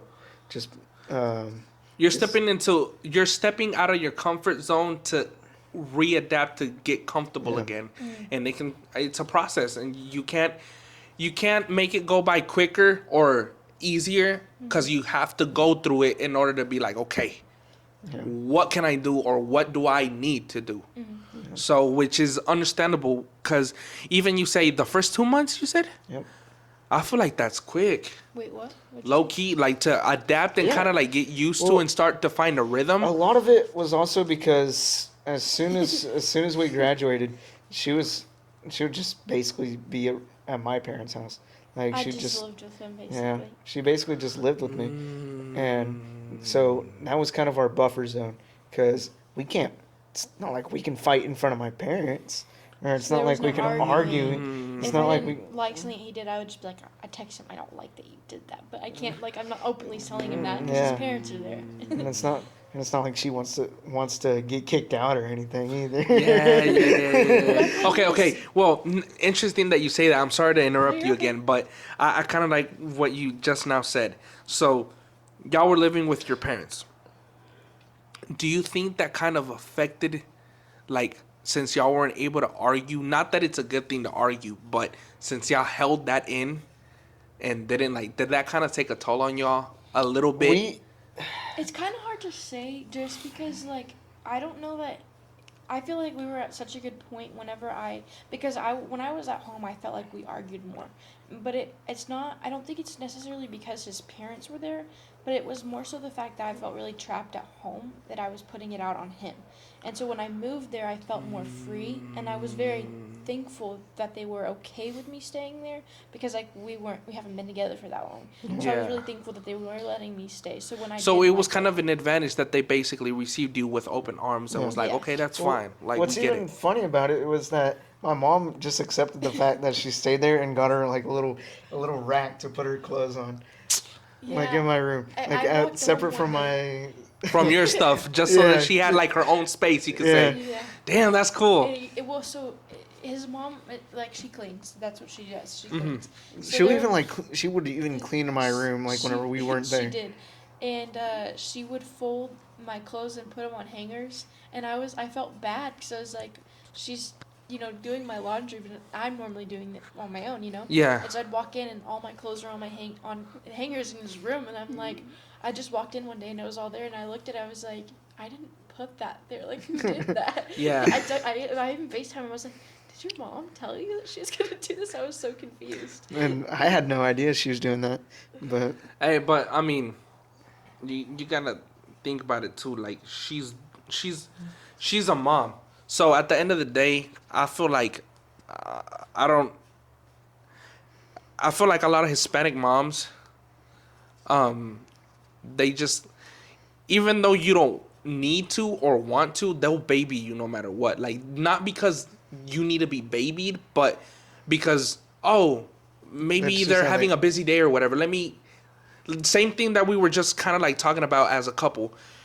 If they can make your job easier, that's probably why she would do it. Because, like, oh, shit, you probably have certain things to do. Let me just, it doesn't cost me anything. I'm probably already doing it. Might as well, like, help them and make it easier on them for maybe you might have had a busy day. She might have had a busy, like, I don't know. I just feel like it's the parent mindset that she had. You didn't ask her to do it, and she wasn't obligated to do it, but she has that parent way of thinking that, Yeah. oh, I can do it. Like, Yeah, I just like how welcoming they were. They never once kind of turned their head to me and they're like, I don't want to talk to her. Like it is a little bit different because I didn't grow up like that. Mhm. I not to say like my family was very closed off, but they weren't as affectionate. They're not very affectionate Yeah. people. So to have someone come in, because my mom like would clean our room, and that was like once a year, and that was like if she got like stressed out, she would start cleaning it, and then that would be like it. And so like for her to go in and do that for me, I felt really welcomed. And like Yeah. it was kind of hard, like I said, to like adjust because I'm like, oh, wait, now I'm confused because I'm supposed to be doing this. I did feel really bad, and I always ask, is this okay? Like I don't want to like interrupt anything that y'all are doing, or I don't want to be in your way. So I think that it was such a also different helped. environment that it kind of like, wait, am I bothering them, or is Yeah. it just like the way they are? Because Yeah. it was presented to you at a different time period in your life that you were like, wait, is this normal? Yeah. Or like, what's going on? Which Yeah. is another thing that kind of touches base on what y'all are saying. That's probably another thing that y'all had to adapt to, because you grew up a certain way and so did you. So certain things, now that y'all are living together, you have such a different routine of doing certain things that maybe it'll crash with the way he does a certain thing, that y'all now have to adapt to your way and also his way, but also make it work out to where Just it's being able to compromise. yeah. So Yeah. So, I don't know, you could probably, piggyback off this, but, like, there's things that I didn't learn a lot. Like I said, my family's very closed off. There was no teaching unless it was, like, school. Like, they're going to show me how to do something, like a math problem. So, like, as far as, like, how to cook, that wasn't ever there. How to clean, what chemicals to use, what not to use, that wasn't there.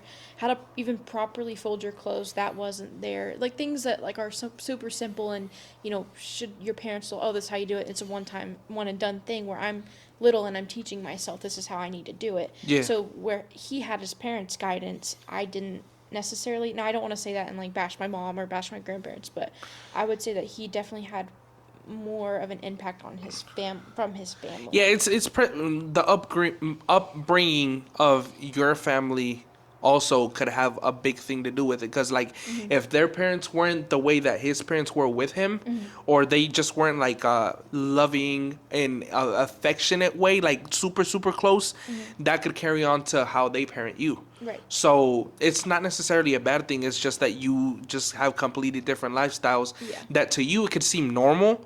But now you look at it from somebody and you're like, oh, wow, that's different. Yeah. And that's another thing that even though both my fiance and I are Hispanic, there's little things that I see that they do differently. And I'm like, oh, shit. Like, it's so simple, but so different to where it impacts you to see things in a complete different perspective where you're like, damn.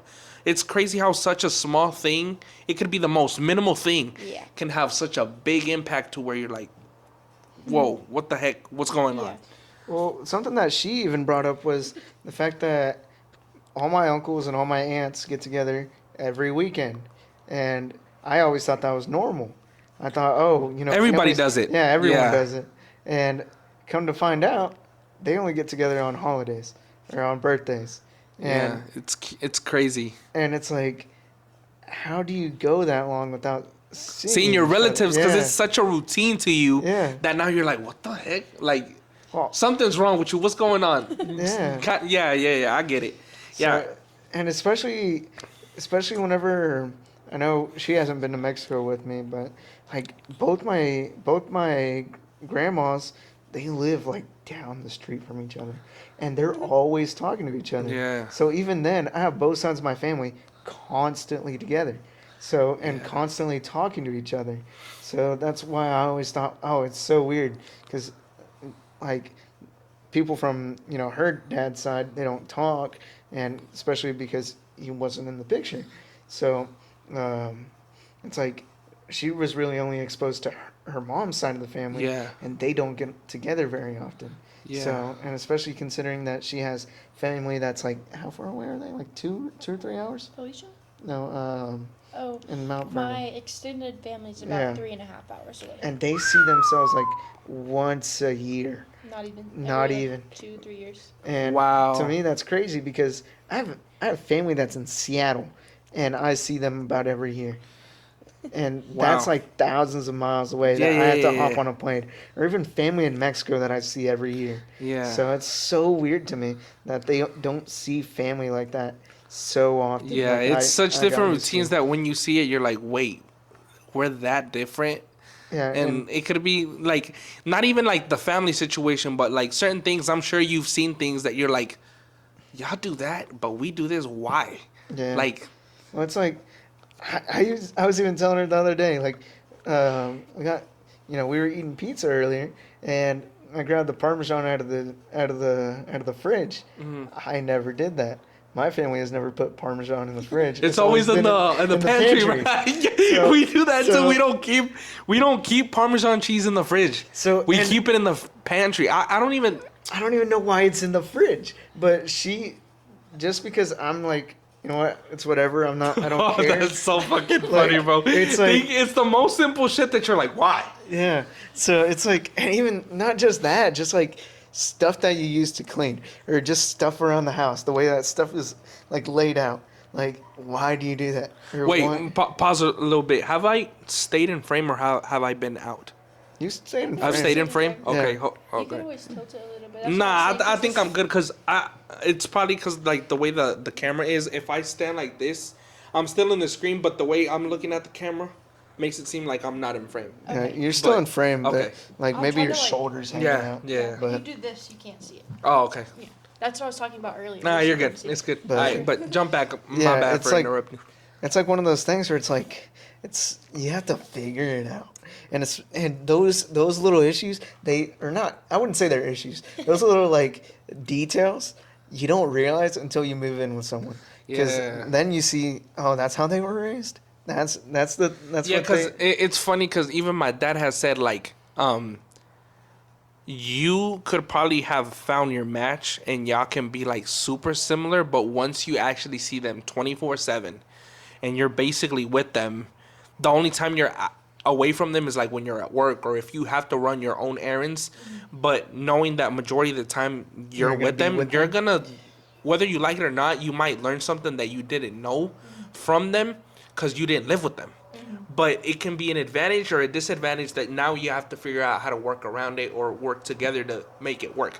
But it's so complex but funny at the same time to where it's like, wow, that's crazy Yeah. how, like, just the Parmesan cheese thing Yeah, that you it's just like- said, that's it's like funny one of those- because I don't know if it's like a Hispanic thing that maybe we don't keep certain things in the fridge because that's just the logic that we use behind it is like, why is that in the fridge? Yeah. Like maybe there's a reason why it's people put or, it like, in the even- fridge. even, It like, might not even go in the fridge. My Are you- mom puts it in the fridge, but I don't think my grandma puts it in the fridge. So it's like even like little discrepancies like that. And it's gonna, and I already know that the way that we do things, especially because we do things that both of our parents never did or both of our families never did.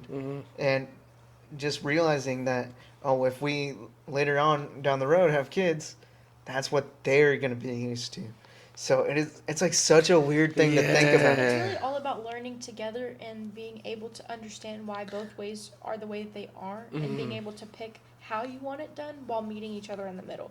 Because Yeah. if he's like, I don't want the Parmesan in the fridge, and like he didn't understand, I don't know why the Parmesan goes in the fridge. So if anything, he was probably like, I don't want it in the fridge. I'd be like, okay, put it in the pantry. But 'Cause I because don't know. I didn't care. I mean, put it in the fridge. Fuck it. Yeah. Put it in the fridge. I don't care. That's funny. And it's like, even Bro, like, I swear to God, I'm gonna drive home and I'm gonna think the whole way. What the fuck do I do that my fiance don't do? Like, I'm gonna have a conversation with her. Watch, it's gonna be funny as fuck. Watch, but Something else that you did the other day, and I was like, why do you do that? I can't remember what it is off the top of my head. It might be like just basically putting things away in like certain places. I don't remember what it was. It was something. And I was just kind of like, I don't know why he does that, but I don't think to say anything because it's really not that big of a deal. and you're like whatever, but you still think about it, but not enough to like It's let more me so make a just the- deal about it. It's Like, just more so the curiosity, like, and I feel like if I were to say like, well, why do you do that? He's gonna think I'm like, you look Bashing on stupid. him, yeah. so I do sometimes ask him just out of curiosity. I'm like, well, why do you do it that way? Because it's also, like I said, it's all about learning. You want to learn together. Because I always say, we agreed on this before we started really, we were dating, but before we got as close as we are, it was more so like, I want to live with you before I marry you because I don't know how you live. Yeah, and that's kind of a way that I thought about it too, and that's kind of like the way I wanted to do it. But you got to think about it. There's families that have different mentalities. towards that. mentalities, Yeah. and I don't want to basically give off the energy of we're doing shit my way because she's gonna be with me at the end of the day. I'm very big on Tradition. tradition, not necessarily because I think it's the right thing to do. Maybe I'm just- not gonna agree with it It's just what 100%, you're used to. but also because yeah, it could be part of what I'm used to, but my biological father hasn't been in my life for fuck. Last time I saw him, I was probably like 6 or 7. I've had no contact with him whatsoever. And I feel like because my fiance runs with the luck of having both her mom and her dad, I don't want to come off as being a dick or disrespectful. Yeah. And because of the fact that I want to be able to be that guy that they could be like, oh, my daughter is with him. I don't have to worry about it because I know she's in good hands. because of he does this way, or he's respectful and tries to do certain things a certain way to make sure that we're not necessarily following their rules, but kind of stay on the same page. The way they're wanting to do it is basically us get married before we move in. I don't think necessarily it has to be like a wedding. Like, at least to know that we're committed to where we're married, and we know it's like not just okay, we're moving in, 2 months later we have an argument, go back to your house. Like, I feel like that's why they're wanting to do the things the way they're doing them, for that specific reason, that they want to make sure that I'm not messing nor with them, nor am I messing with their daughter, because at the end of the day, that's who they're looking out for. Right. So, me personally, if I could have done things differently, I would have liked for us to move in before we get married, because I feel like living with somebody is the biggest challenge before actually marrying the person. Yeah. Because if you marry the person and then move in, you're kind of going into it blindsided, because you don't know how what that to person expect, is yeah. 24/7. Because that person could be very clean at their parents' house because their parents are secretly making them clean the room, whereas they come here and they're suave. You know, there's just little things like that. And like for me, it was more so, I don't like to say the word, but trauma. It's like I don't. Yeah. My brother and sister's dad wasn't the greatest. I don't think my mom realized that until they got married, and because when they got married, they then moved in together. Well, he was very abusive. Yeah. And I watched that. My mom didn't know. I was 2. I also didn't obviously know. So it's like little things like that. It's like I don't know how that person's going to react behind closed doors when their parents aren't there 24/7. So it's like I would like to see that before. And like, not that I thought he was crazy or was a messy person, because I generally know how he was just based Well, I on mean, his yeah, because he emotion, is. but Let me tell you about. Nah, I'm just going. you're like, no, he actually is a slob. No, because me, I like walked that. in here and it smelled like bounce that ass. Yeah, bounce that ass. Go home, text his fiance. You will never be guess where I just was. Just like absolute dog. Nah, that's another thing that also comes into mind when thinking about that. Cause me, I'm not the cleanest person. Like, I'm very unorganized. I'm very messy. I'm the type of person that, like, let's say, for example, I decide to hang all my shit up in the closet, right? All my shirts, and everything's super organized, right? Tomorrow I have a party to go to, and there's a specific outfit that I want to wear. I'm the type to take every fucking thing out of the closet to find it. If I know it's there and I don't find it when I look for it initially, I'll forget about all the fucking shit I took out the closet and just leave it there and go about my day. Yep. That's And it could last weeks, months, messed up, and I'll be unbothered by it. But now, thinking about it, once we move in, I'm going to have to readapt to all of that, because who knows? Let's say my fiance won't be bothered by it. I'm sure you will. Just clarify. But let's say she wasn't, right? You don't know that till it happens. Yeah. And that can backfire, and that can spark up an argument that could have easily been avoided by get your shit together and put everything back. I struggle with ADHD, and I'm not going to use that as an excuse. But even with normal shit that I'll do, like music sometimes, I'll be writing shit, I'll get distracted, I get a message, I'll get on Instagram, I'm scrolling on fucking Instagram. I'm gonna leave. You see what Gio said? You see what Gio said? He pointed it out without me saying it. I'll be like mid-conversation, something will pop up, and I'm like, oh, well, now time for me to look at that. Yeah, Sorry. I'll do, and it's. I mean, that's just the way I operate. But there's gonna be things where I'm gonna have to adapt to her way of working. So is she with me. I'm not gonna make a big deal out of it. Just if I see something or whatever, obviously I'm gonna call her out on it, and I Expect her to do the same. Yes, expect her to do the same, but in a respectful manner, to where if an argument can be avoided, avoid it. What's the point of arguing and going back and forth on it? Because if you think about it, it's more work to fucking argue than to resolve the fucking problem. Yeah. Right, yeah. Because me and my girl, we've had little arguments here and there, disagreements here and there, and then sometimes that shit happens, and I'll remind her of the argument, and I'm gonna be like, remember about this or the disagreement? I was like, that shit was stupid as fuck. Like, if we would have literally just sat down or, like, seen where the problem started and just gone back to fix it, we would have never had the argument, and we would have, like, it would have been super funny. Like, sometimes it's like, I don't think we've had arguments to where it's like, I think we've only had, like, two.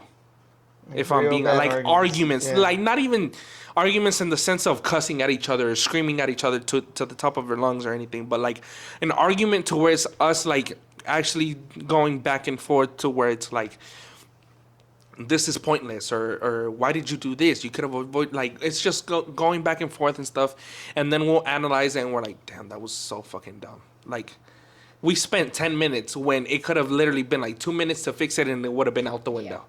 And I told her, and I think I have a very toxic trait. I don't know if it's toxic or if it's the correct way of doing things, but that's just the way I do it, because I know that if I let myself go, it can get taken farther. Mm-hmm. But like, let's say I'm with my fiance right now, right? Or she decided to come with me, and me and her doing the podcast with you, right? And she does something that I don't like. I could have easily just pointed it out and made it low key, or go the other direction and make a big ass deal out of it. Yeah. I've told her several times that if it can be avoided, or if there's something that like she can easily stop me from doing, I'd rather you call me out then than wait, bring it up a week after, and make a big deal out of it a week after. Because if you're not telling me in that moment, there's a higher chance of me doing that shit again. And now you're more pissed off because you didn't bring it up in the initial time. Yeah. So there's little things like that I've told her, and we've kind of talked about it before us moving in or whatever else happens, just to kind of have a better idea for when it actually happens. Not necessarily that, oh, at the first time that it happens, we're going to know what to do. Obviously, we might forget the topics that we've talked about, but now at least we are kind of in the similar headspace for when that time comes. We kind of have a idea of what direction to take. Right. So I would say, like, as far as, like, arguments go, I will agree that, like, whenever you do move in together, it's gonna get really bad. And you have to just understand, like, you can't just walk out. Like, now y'all are together, this is something that y'all are doing together. You can't just... Well, like, again, sorry for interrupting you again, but I wouldn't say necessarily, like, walk out. I probably used the wrong words just a minute ago, like, when I explained it. But, like, for example, if we're arguing, sometimes I'll just shut the fuck up. I'll let her do her thing. Yeah. Like, not that she goes off on me or anything, but, like, if she's saying something or, how can I say it? Kind of like, just shut down. Kind of like, yeah, but also like, I know how to say it in Spanish. Say, maybe I can translate. Like, llamarme la atención, where it's like she's calling me out on something, but like, if I know that it's gonna start an argument, if I say something, I'll just shut the fuck up and let her do her thing. As soon as she calms down, I'll be like, not necessarily like, are you done? But I'll be like, you good? Like, chill. Yeah. I'll let her cool off, and then I'll come in and come with it. my side. Yeah. If it still doesn't work, I'll be like, okay, stop. Mm-hmm. What the fuck? Where did this fuck up? Analyze it, and then we'll fix it. There is times where I'm like, you know what? You're getting it today. Like, you're giving me a reason to spark something up. Bet. Yeah. I'll go in. But it'll be rare when we actually argue and you're like, damn, like, why? You should have just stopped. And it's never gone to the point where it's like, damn, they argued and they're still together. Like, it's been like minimal shit. I swear to God, the arguments that we've had has been stupid, but it's just how humans work. And there's no way of going around it other than trying to do your best to avoid it as much as you can when those situations surface. So. Right. So, I will be honest, like, moving in is going to test your relationship. I know. So, and trust me. And it's going to be one of those, like, how you were saying, damn, they argued and they're still together. Yeah. Me and Kaylee have had those arguments, like, multiple times. And we had one just, recently. And we had some in the middle of us moving in together. Yeah. And we had like a few in the beginning. And yes, it can be avoided, but a lot of it is also adapting to yourself and Yeah. adapting to what a person needs. Because I'll be honest, I let my emotions get the better of me, Yeah. and I keep shit going. Yeah. And I need to start realizing. And one way that I would control myself is I'd basically do what you would do. I'd just shut the fuck up, or I'd just go somewhere else. And the going somewhere else isn't very. That's not gonna work for her. Yeah. Because that's not her. Someone going somewhere else isn't um, healthy. It's not a Yeah. healthy way for her to. Yeah, because she could take it the wrong way and be like, Yeah. "Oh, he's ignoring me," type Or shit. He's just walking out on me. Yeah, He's not gonna come and back. and I've also kind of like told her that when she sees that I'm in the zone to where it's like, and I'm not saying anything, that's her green light to like be like, "Oh, okay, like, let me Calm down. step on the brakes, and this is why he's doing that. That's why he's not saying much." So I've told her, don't ever think that I'm ignoring you to ignore you to be an asshole. I'm doing it because unfortunately I haven't said this publicly in any of my videos because eventually I'm going to talk to it because I'm going to do one with my mom, a podcast. But my dad was also very abusive. My biological father was really, really abusive. And the reason why I kind of hold myself back in a lot of things too is not that I know that if I get mad enough to a point, I'm going to lay hands on her. No, that's the last thing I want to do. And I don't ever want to do it. But I feel like my way of taking that is to avoid not necessarily physically hurting her, but what if I say something verbally that now it'll stick with her, me not wanting to hurt her in that way. Now she has like PTSD or like trauma over something that I said that obviously I didn't mean because I let the shit get to the best of me. So that's why I feel like that's my way of kind of like shielding myself to like avoid me hurting her or even hurting me for something that I said, and I'm like, why the fuck did I say that? Why didn't I just shut the fuck up like I always do? So that's what I've told her. Like, if you ever see me doing something like that, keep in mind it's not me being rude. It's me trying to give you your space, letting you cool off, but also make sure that I don't say something fucked up, that at the end of the day, it's going to have us both in a bad mood and go to sleep mad. Yeah. Because that's another thing that we agreed upon. Now, as soon as we move in together, if we have a argument or whatever, we're not going to sleep mad. Not necessarily that we're going to argue until the argument is finished, but try to resolve it before we go to sleep, because what's the point of going to sleep mad when now that's just going to initiate an argument the next day? Yeah. Oh, you went to sleep last night? Oh, you didn't resolve the problem. Oh, you didn't care you fell asleep? Yeah, that type of shit. Yeah, so that's another thing that I want to kind of like adapt and make sure that that's kind of like taken care of, because like, again, not everybody's perfect.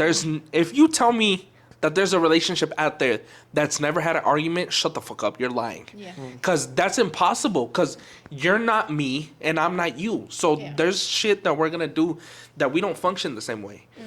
So that's why I always try to clarify to her that as soon as we move in, we're no longer a couple, we're a team. Because now you have to learn how to operate certain things, because you do your shit your way, I do my thing my way, and we just have to learn how to work around it, or how to work where it helps you, but it also helps me when it comes to whoever's doing what for what. I saw a super interesting statistic about something like super similar about how people who met dating that they were more likely to divorce than people that were in arranged marriages, and the reason behind that is because people in arranged I Weird. didn't know yeah the reason behind that is because people in arranged marriages, they realize that no matter what, they're stuck with this person, and people that met dating, they have the feeling that, oh, I met them dating, I'm just gonna go find someone else. They think that their partner's expendable. That's didn't know that. crazy. So it's like subconsciously they I mean, feel like, it kind of makes sense, because if you really think about it, yeah, I mean, but that's still kind of, it blows your mind too, because you're like, damn. yeah, and that's why I'm going into the mentality like, oh, we're not breaking up. We're not, no matter Yeah, what. and- It's and never gonna lead to us breaking up. I've told her that hopefully it never comes to that, because like kind of swerving topics, still kind of staying into that. For the reason that like my biological dad, wasn't in my life for majority, like even still to this day. Another thing that I've also kind of like told her because of what I've gone through is that, let's say we start a family, shit goes left, we're no longer comfortable with each other, not necessarily because of arguments, but you just grow out of each other. That it's happened. It's been a healthy relationship, and it was just a mutual decision that you guys just want to break up. I don't want it to get to that, because I don't want for my kids in the future to have 2 Christmases, 2 New Year celebrations, 2 birthdays. I didn't have that, but like I don't want it to be that way where it's like, Mom, I want to go to Dad's house, or Dad, I want to go to Mom's house. I don't want that. I want to be able to say, and the way I see it too, and I've told her, is the way I look at it and the way I feel like I get desperate with certain things that I want to do is because I basically want to prove to myself, but also be like, my dad couldn't do it, but guess what? I could. And like, it's like that pride that I have, which could be something that it'll like fuck me up, but also it give me advantage, because at the end of the day, it'll bring me down in certain days, but at the same time, it's like motivation, because it's like, I want to get to this point, so it's hard, but I gotta get to it no matter what. Right. And that's one thing that I've told her, that like I would much rather have to go through the struggle of arranging everything to kind of fix the problem that it is, than to break up with her and now go with somebody else that now maybe there's their pros, but now there's cons, because obviously it's not the person that you're used to, that you built so much with, that now you have to go hit the reset button, and maybe shit is worse than what it was, that you could have easily avoided, or seen what you could have done to make it better. Right. And I've told her that like I didn't have my dad in my life, so I want to make sure that I'm there for my kids, whether we're together or we separate, because I want, like, for example, one big thing that I told her is like, how do you think I feel that I proposed to you and that my dad wasn't there? Don't you think I would have liked that the relationship would have been close enough to where not always spend time with him, but in important events like that? Like, bro, it's your son. Yeah. He's getting married. Like, that's a big ass step. The wedding, when it comes around. How do you think I feel that I'm like, damn, I have no contact. I know where he's at. Like, not directly, but I know kind of like where he's at. And if I wanted to, I could go look for him. But why am I going to do that being the son when the father is supposed to look for the son? Right. So I've told her that there's certain things that if you see me kind of like zoned out, or you see me doing certain things, don't think that I'm doing them to be an asshole or to be rude, but kind of like take it in more that I'm coping with myself and trying to figure it out in my head. What do I got to do? Why is this happening? How can I fix it? Right.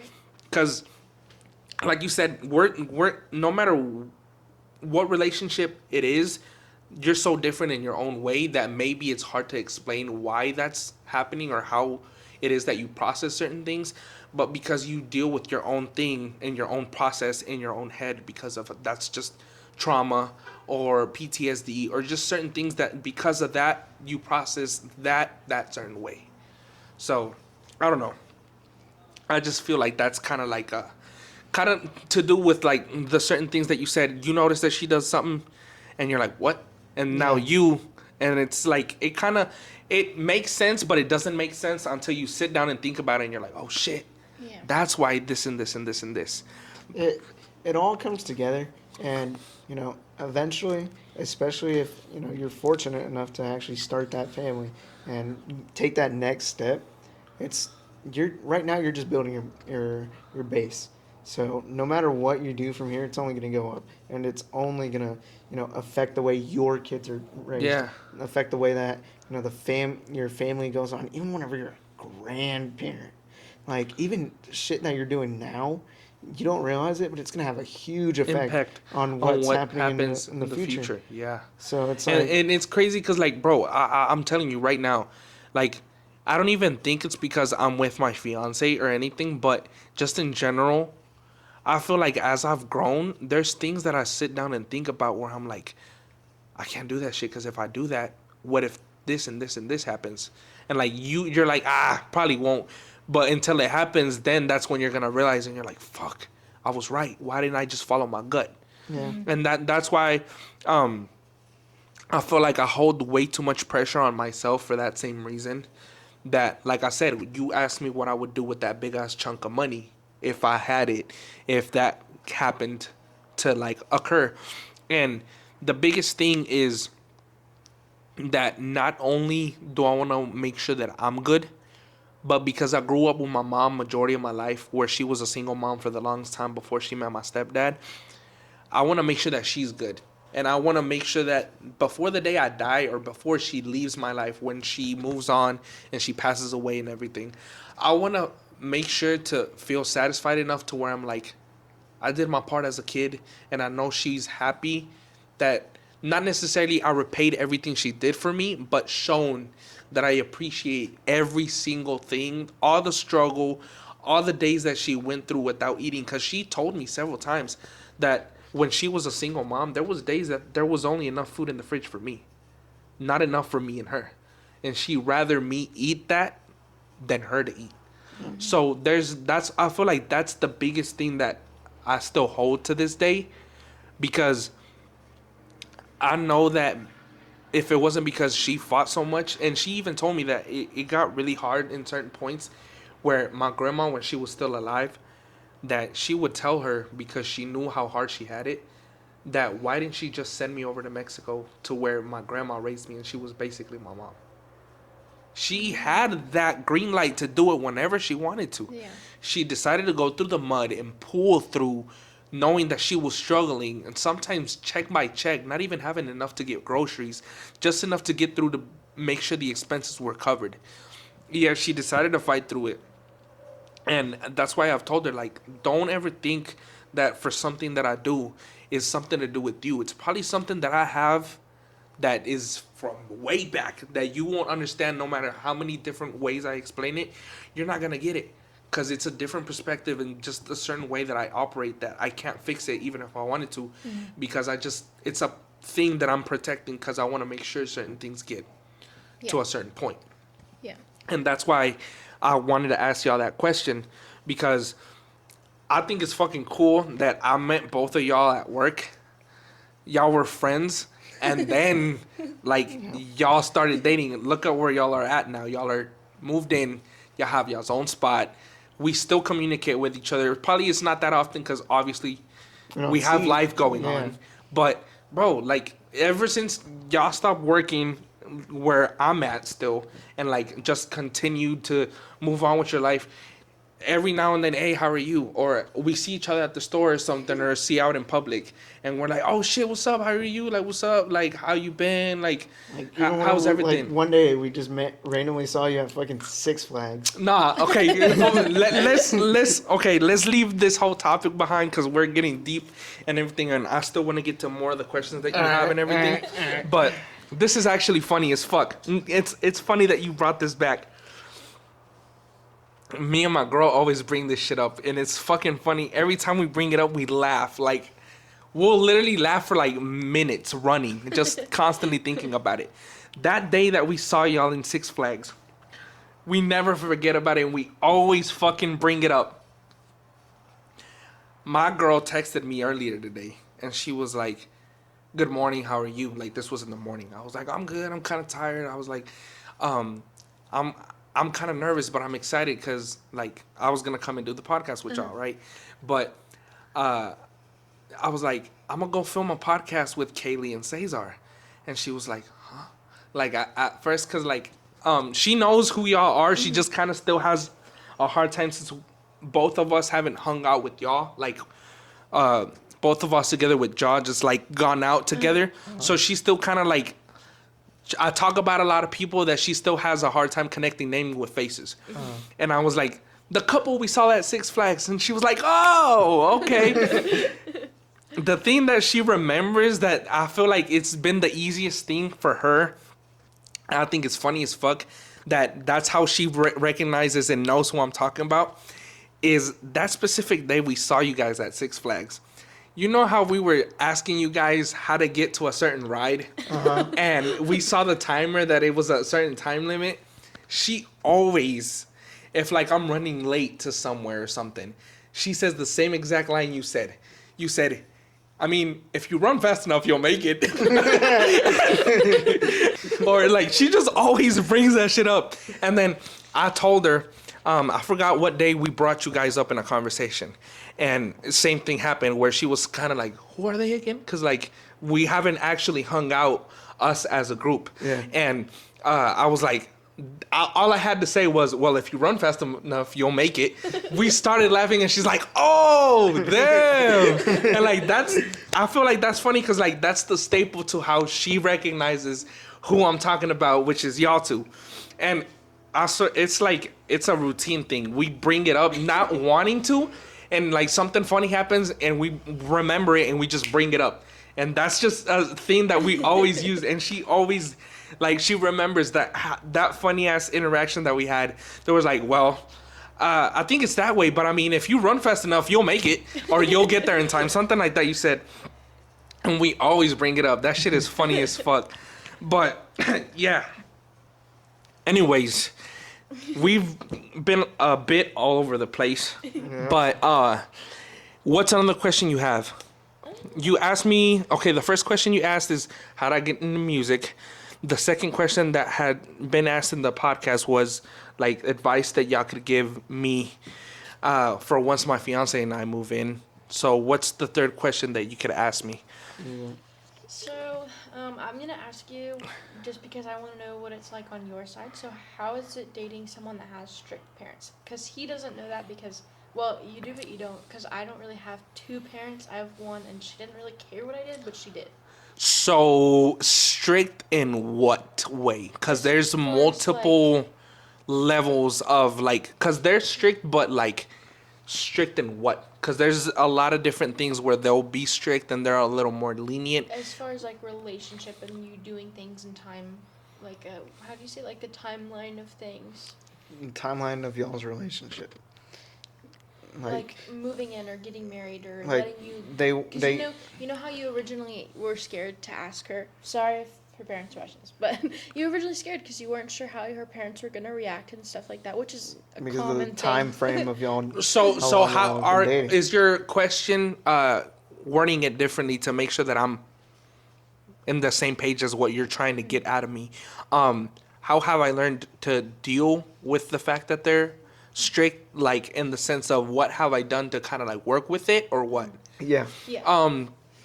So in certain occasions, for example, a really good example is like for me that basically asked permission if I could propose and like marry her. I was super nervous for the same reason that, like I said, I wasn't fortunate enough to have my biological father in my life, but I have a stepfather who, in a lot of times that I get stuck, obviously he's the person that I go to. Same thing with my mom. So because I know that she's fortunate enough to have both of them, the main thing that I've tried to do to kind of like work with it is make sure that we're kind of in the same page. But if I, like, for instance, if I felt something should be done a certain way, bring it to the table.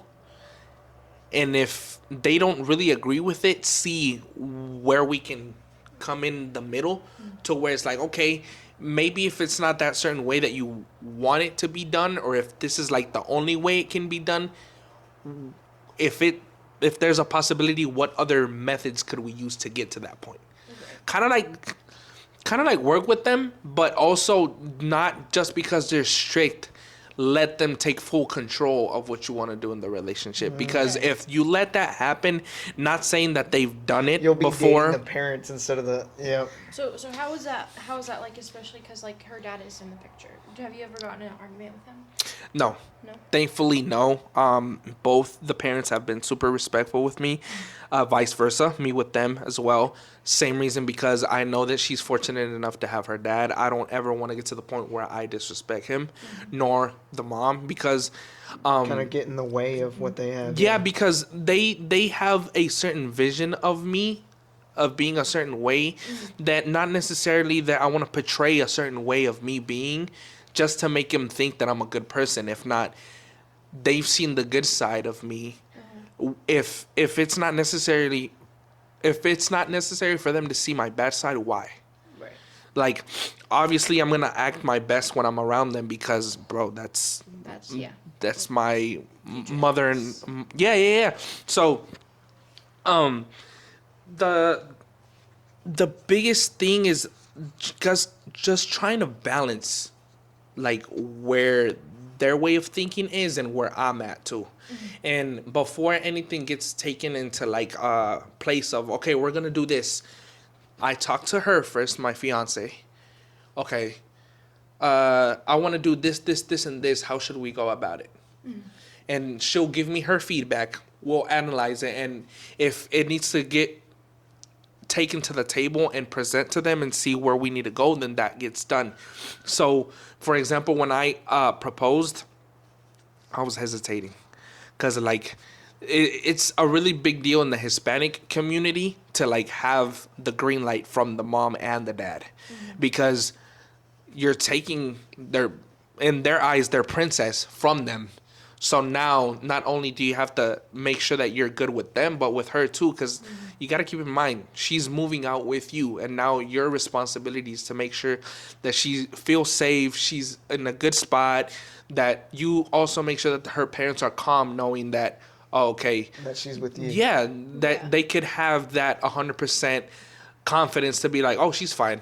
Like, if something happens, they're going to figure it out eventually and not be worried about, oh, they got in the argument, like they're probably going to be fighting, or they're going to be having a really hard time to like kind of like figure things out as a couple or whatever. And not have them involved too much, because like you said, when it needs to be involved for them to like have a say in whatever it is that we're gonna do, yeah, get their feedback. And if it's something that I kind of disagree with, try to see what other methods or where could we come on a common ground. Is that what you could say?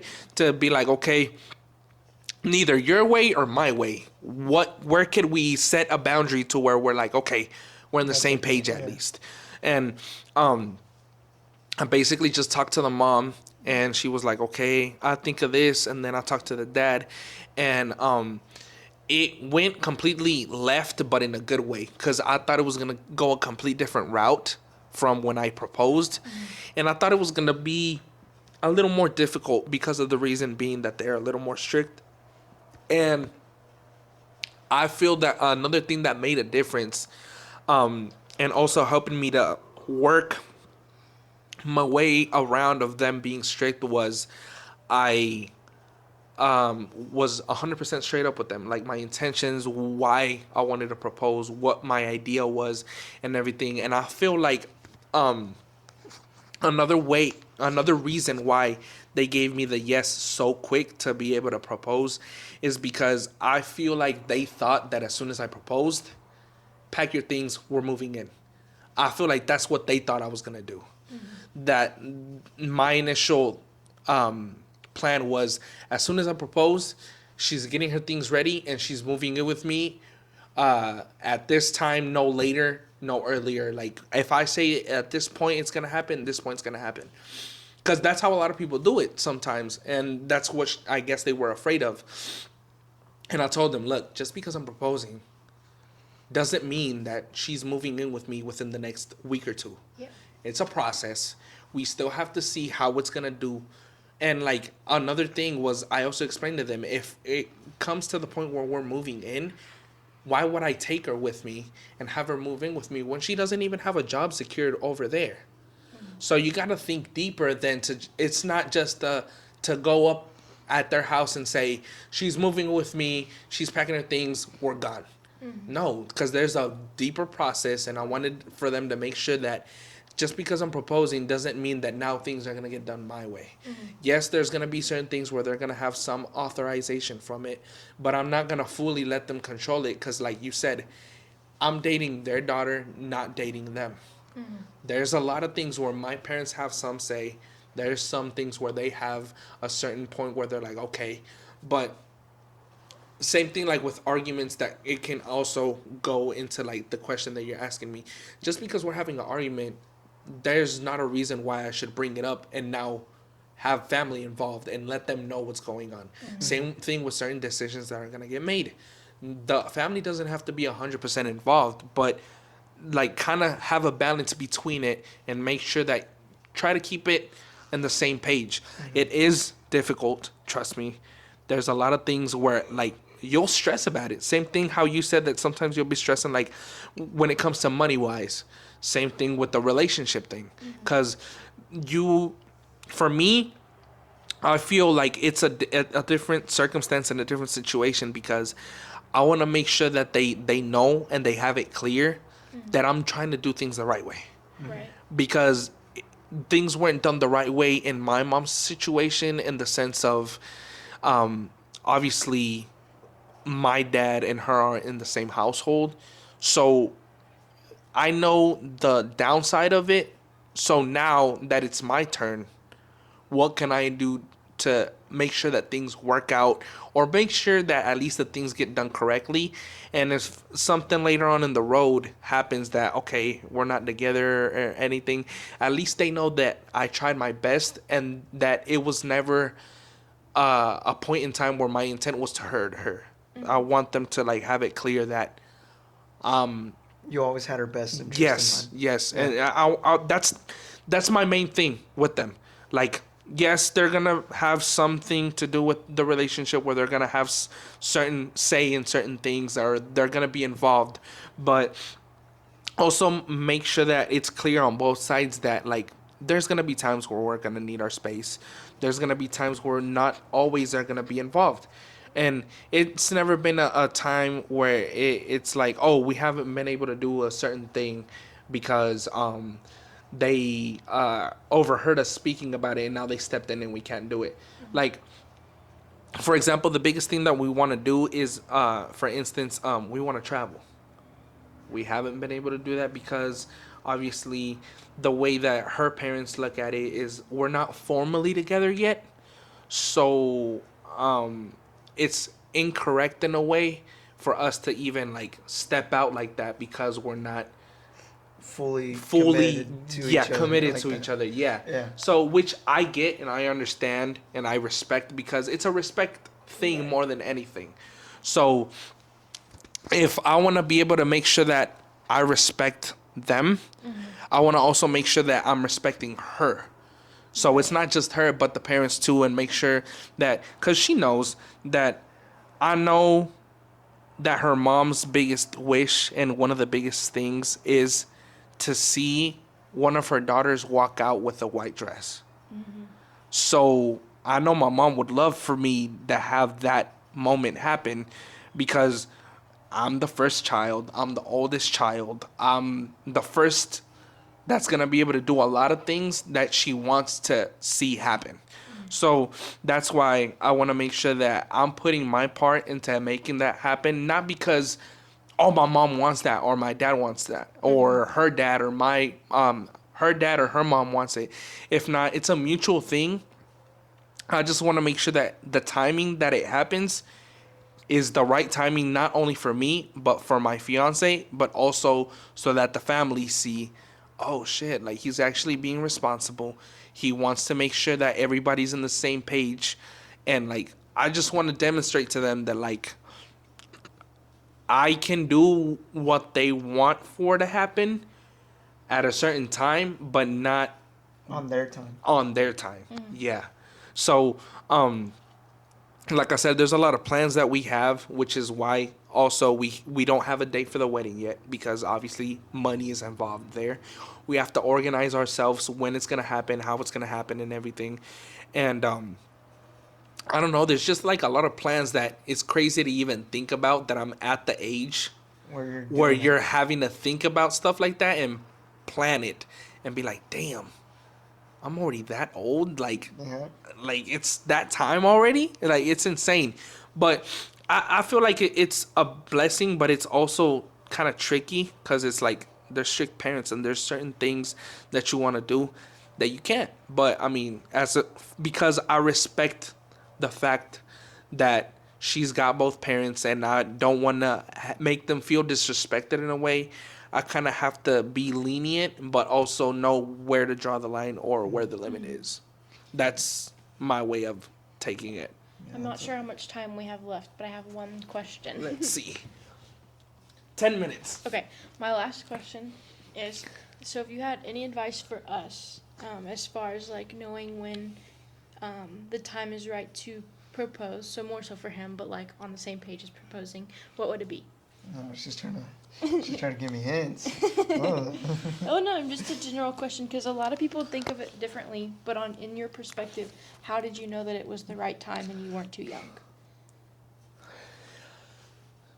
Damn, I might cry. I'm not even gonna lie. Now I'm holding in. I'm not no bitch.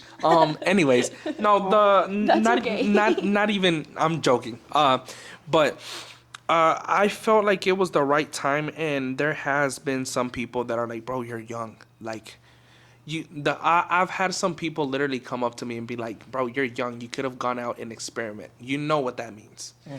And like, it's not necessarily the thing that like I could have gone out and experiment, but the way we connected, bro, was so fucking insane. Like, I met her through Instagram, and it wasn't even like me sliding in her DMs to try and like get at her. It was just, we don't know to this day how we follow each other, like how we ended up having each other's That's Instagram. interesting. And we looked through each other's followers at the time, and still currently to this day. And the only mutual friends we have is her siblings. And that's because it's after we started dating. That's weird. Before then, we might have had a mutual friend that we just didn't pay attention and follow each other. And they unfollowed each other before we even checked to see how it ended up being that we were dating. But even from the friend stage, we connected like if we knew each other for years. We would have long conversations. We would be on the phone late at night, and it was like there was never a time, even to this day, where we'll have a conversation and it's boring. So the reason that I feel like it was the right time, or that it was like a green light for me, was the way we connect is insane. And I say it to a lot of people, and I tell it to her. I tell it to my fiance, that the connection that me and her have, I don't think I could replicate it with somebody else. Because the only other person that I'm able to do this with, and it's like a big thing to me, is like, I don't know if y'all have the same connection with each other, but like, for instance, I'll be out in public with her, and like, let's say I'm uncomfortable in a certain environment. I could literally make a sign with my eyes or just look at her a certain way. I already told her 30 things, and she knew exactly what I said without saying a word. Yeah. The only other person I can do that with, like if it's like a language that we learned, is my mom. Yeah. So that was like a big check mark. I was like, damn, fucking, it's like a superpower, bro. Because like, we have our little own way of communicating that nobody else in the room is going to understand what's going on but being her. And it's the same thing that it'll happen with my mom. My little sister can't do that with my mom. Mm-hmm. She'll be doing the sign, and I got it on the first time. It'll be fucking minutes before she gets what's going on. And that was a big thing. The way we show the love for each other was another thing. Like, it's not always like a gift-giving thing. It can be like literally 5 minutes of your time. I'm feeling down. If you listen to me, you won me. Mm-hmm. She knows how to make me laugh. I know how to make her laugh. If she's sad, I instantly notice it. She doesn't have to mention she's sad. It could be a normal message, same exact way she sent it yesterday. I know something is up. Same thing with her. We know how to read each other. I feel like that's another big thing that was like a big, big, big sign that, okay, this is the one. But also, another thing that I don't know if you think the same way, and I saw this on TV. I don't know if y'all have ever seen the Steve Harvey show, or you know who Steve Harvey is, right?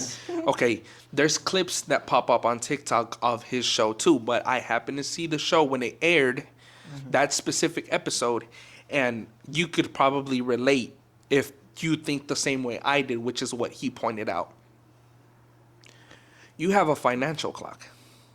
Us guys, we have a financial clock.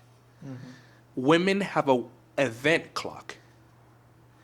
What I mean by that is the way you see certain things is, if, let's say, you want to go to Greece, right? Let's suppose. And you want to go next year. If it doesn't happen next year, it's not going to happen. The way us guys look at it is we have a financial clock. If by next year we have enough money to go, cool. If it doesn't happen then, it's because it wasn't that time. It can happen next year, but it's a financial thing. I guess, yeah, that is exactly how. So that's another thing that I'm gonna say. Maybe he's already thinking about proposing. And I'm not saying that it's a money issue, but maybe his way of thinking of when certain thing can happen, it's obviously not gonna line up when you want it to happen. Babe, you're gonna see this, and I know you're gonna call me out on it, and it's not a bad thing. I know I think it's cute, but she would throw so many hints at me that she wanted a ring. My first thing was, okay, I need to get her a promise ring. That was like a big thing that I had in my box in general for whoever I dated. I knew deep inside that whoever I dated, if I got to the point where I gave her a promise ring, Beyonce said it. If you like it, then you should put a ring on. I knew I was gonna put a ring on that, bro. I swear to God. And it's funny because when I first met her, I thought she was out of my league. I still think she's out of my league, bro. I don't know how the fuck I got lucky to bag her up, right? So she would send me signs now that we were dating and I had already given her the promise ring and everything. She would be funny, and this was like maybe like a year or two before I gave her the promise ring, but this is when it started happening.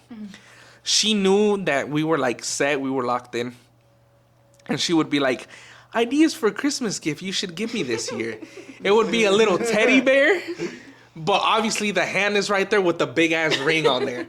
Or like a new pair of shoes, the hand with the ring is on there. Like obvious hints that you've got to be stupid as fuck to not understand that she's giving you a hint. Things like that. But she would be like, babe, I'm kidding. Like, I know, like, do it when you feel it's right. And I took her word on it. And I was giving her little hints of like the time is getting closer, but not obvious. Just to kind of leave her in suspense to what the fuck is going on. Let me tell you something interesting that kind of goes into the timing thing and like how I figured everything to happen. About the ring. We were going to go to a concert that she wanted to go to, which is Karol G, her favorite female artist that she listens to. My initial plan was to propose at her concert. There's a song that she performs that's our song. Like, we both relate to the song, we understand the song, and we connect, and that's our song. That's like our staple. I was going to propose when that same song came on. This is why I say that he might have an idea, and you might change your idea 30 times because it's what's happened to me. I was going to do it there. I sat down and I thought about it. Me and her going to the concert that she really wanted to go to is already special enough. Why am I going to want to take the special memory and how special that same event is by itself by proposing to her, and now we're not going to enjoy the concert the same way. But now it's going to be more of an issue on my side because I'm going to be nervous the whole time. I'm not going to enjoy the concert like I'm supposed to. But too many people, the pictures were probably not going to be able to get taken. It was going to be a memory lost inside a memory. Yeah. So I was like, you know what? Fuck that shit. Scratch it. That's when new plans started to come in. This is where it comes to, it's a financial clock. It's not an event clock for men. I swear to God, I was, when the whole proposal was going to happen, I was tight. I was starving myself. I would, like I said, like I still do sometimes, like depending on what the circumstances. But I knew that I wanted get a photographer, a videographer. The event where we were gonna do it, like y'all went to go see the spots with me where I was gonna propose, and that whole thing ended up switching because things weren't lining up right. Right.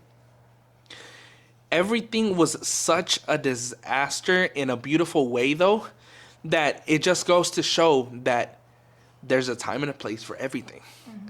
So you just gotta be patient and know when you want to do it and follow your gut. Right. Don't let her make you Influence you to propose at a certain time. This is my biggest tip that I'm gonna give to you as the guy. You can take it or leave it. When you feel the time is right, bro, follow your gut. If you need to, make a little list, bro. And this is what I did. Make a little list of, okay, this is the negative things that might happen if I do it at this time. And then make a list of like, okay, the positives. Bro, my list was, if I could put a weight scale, the fucking weight scale would have broke on the positive side. Because it was like minimal shit that you overthink so much sometimes that you're like, bro, why the f? Yo no ocupo una introducción. En cuanto la gente me mira, se callan y me ponen atención. Nadie me interrumpe porque ellos saben que eso falta de educación.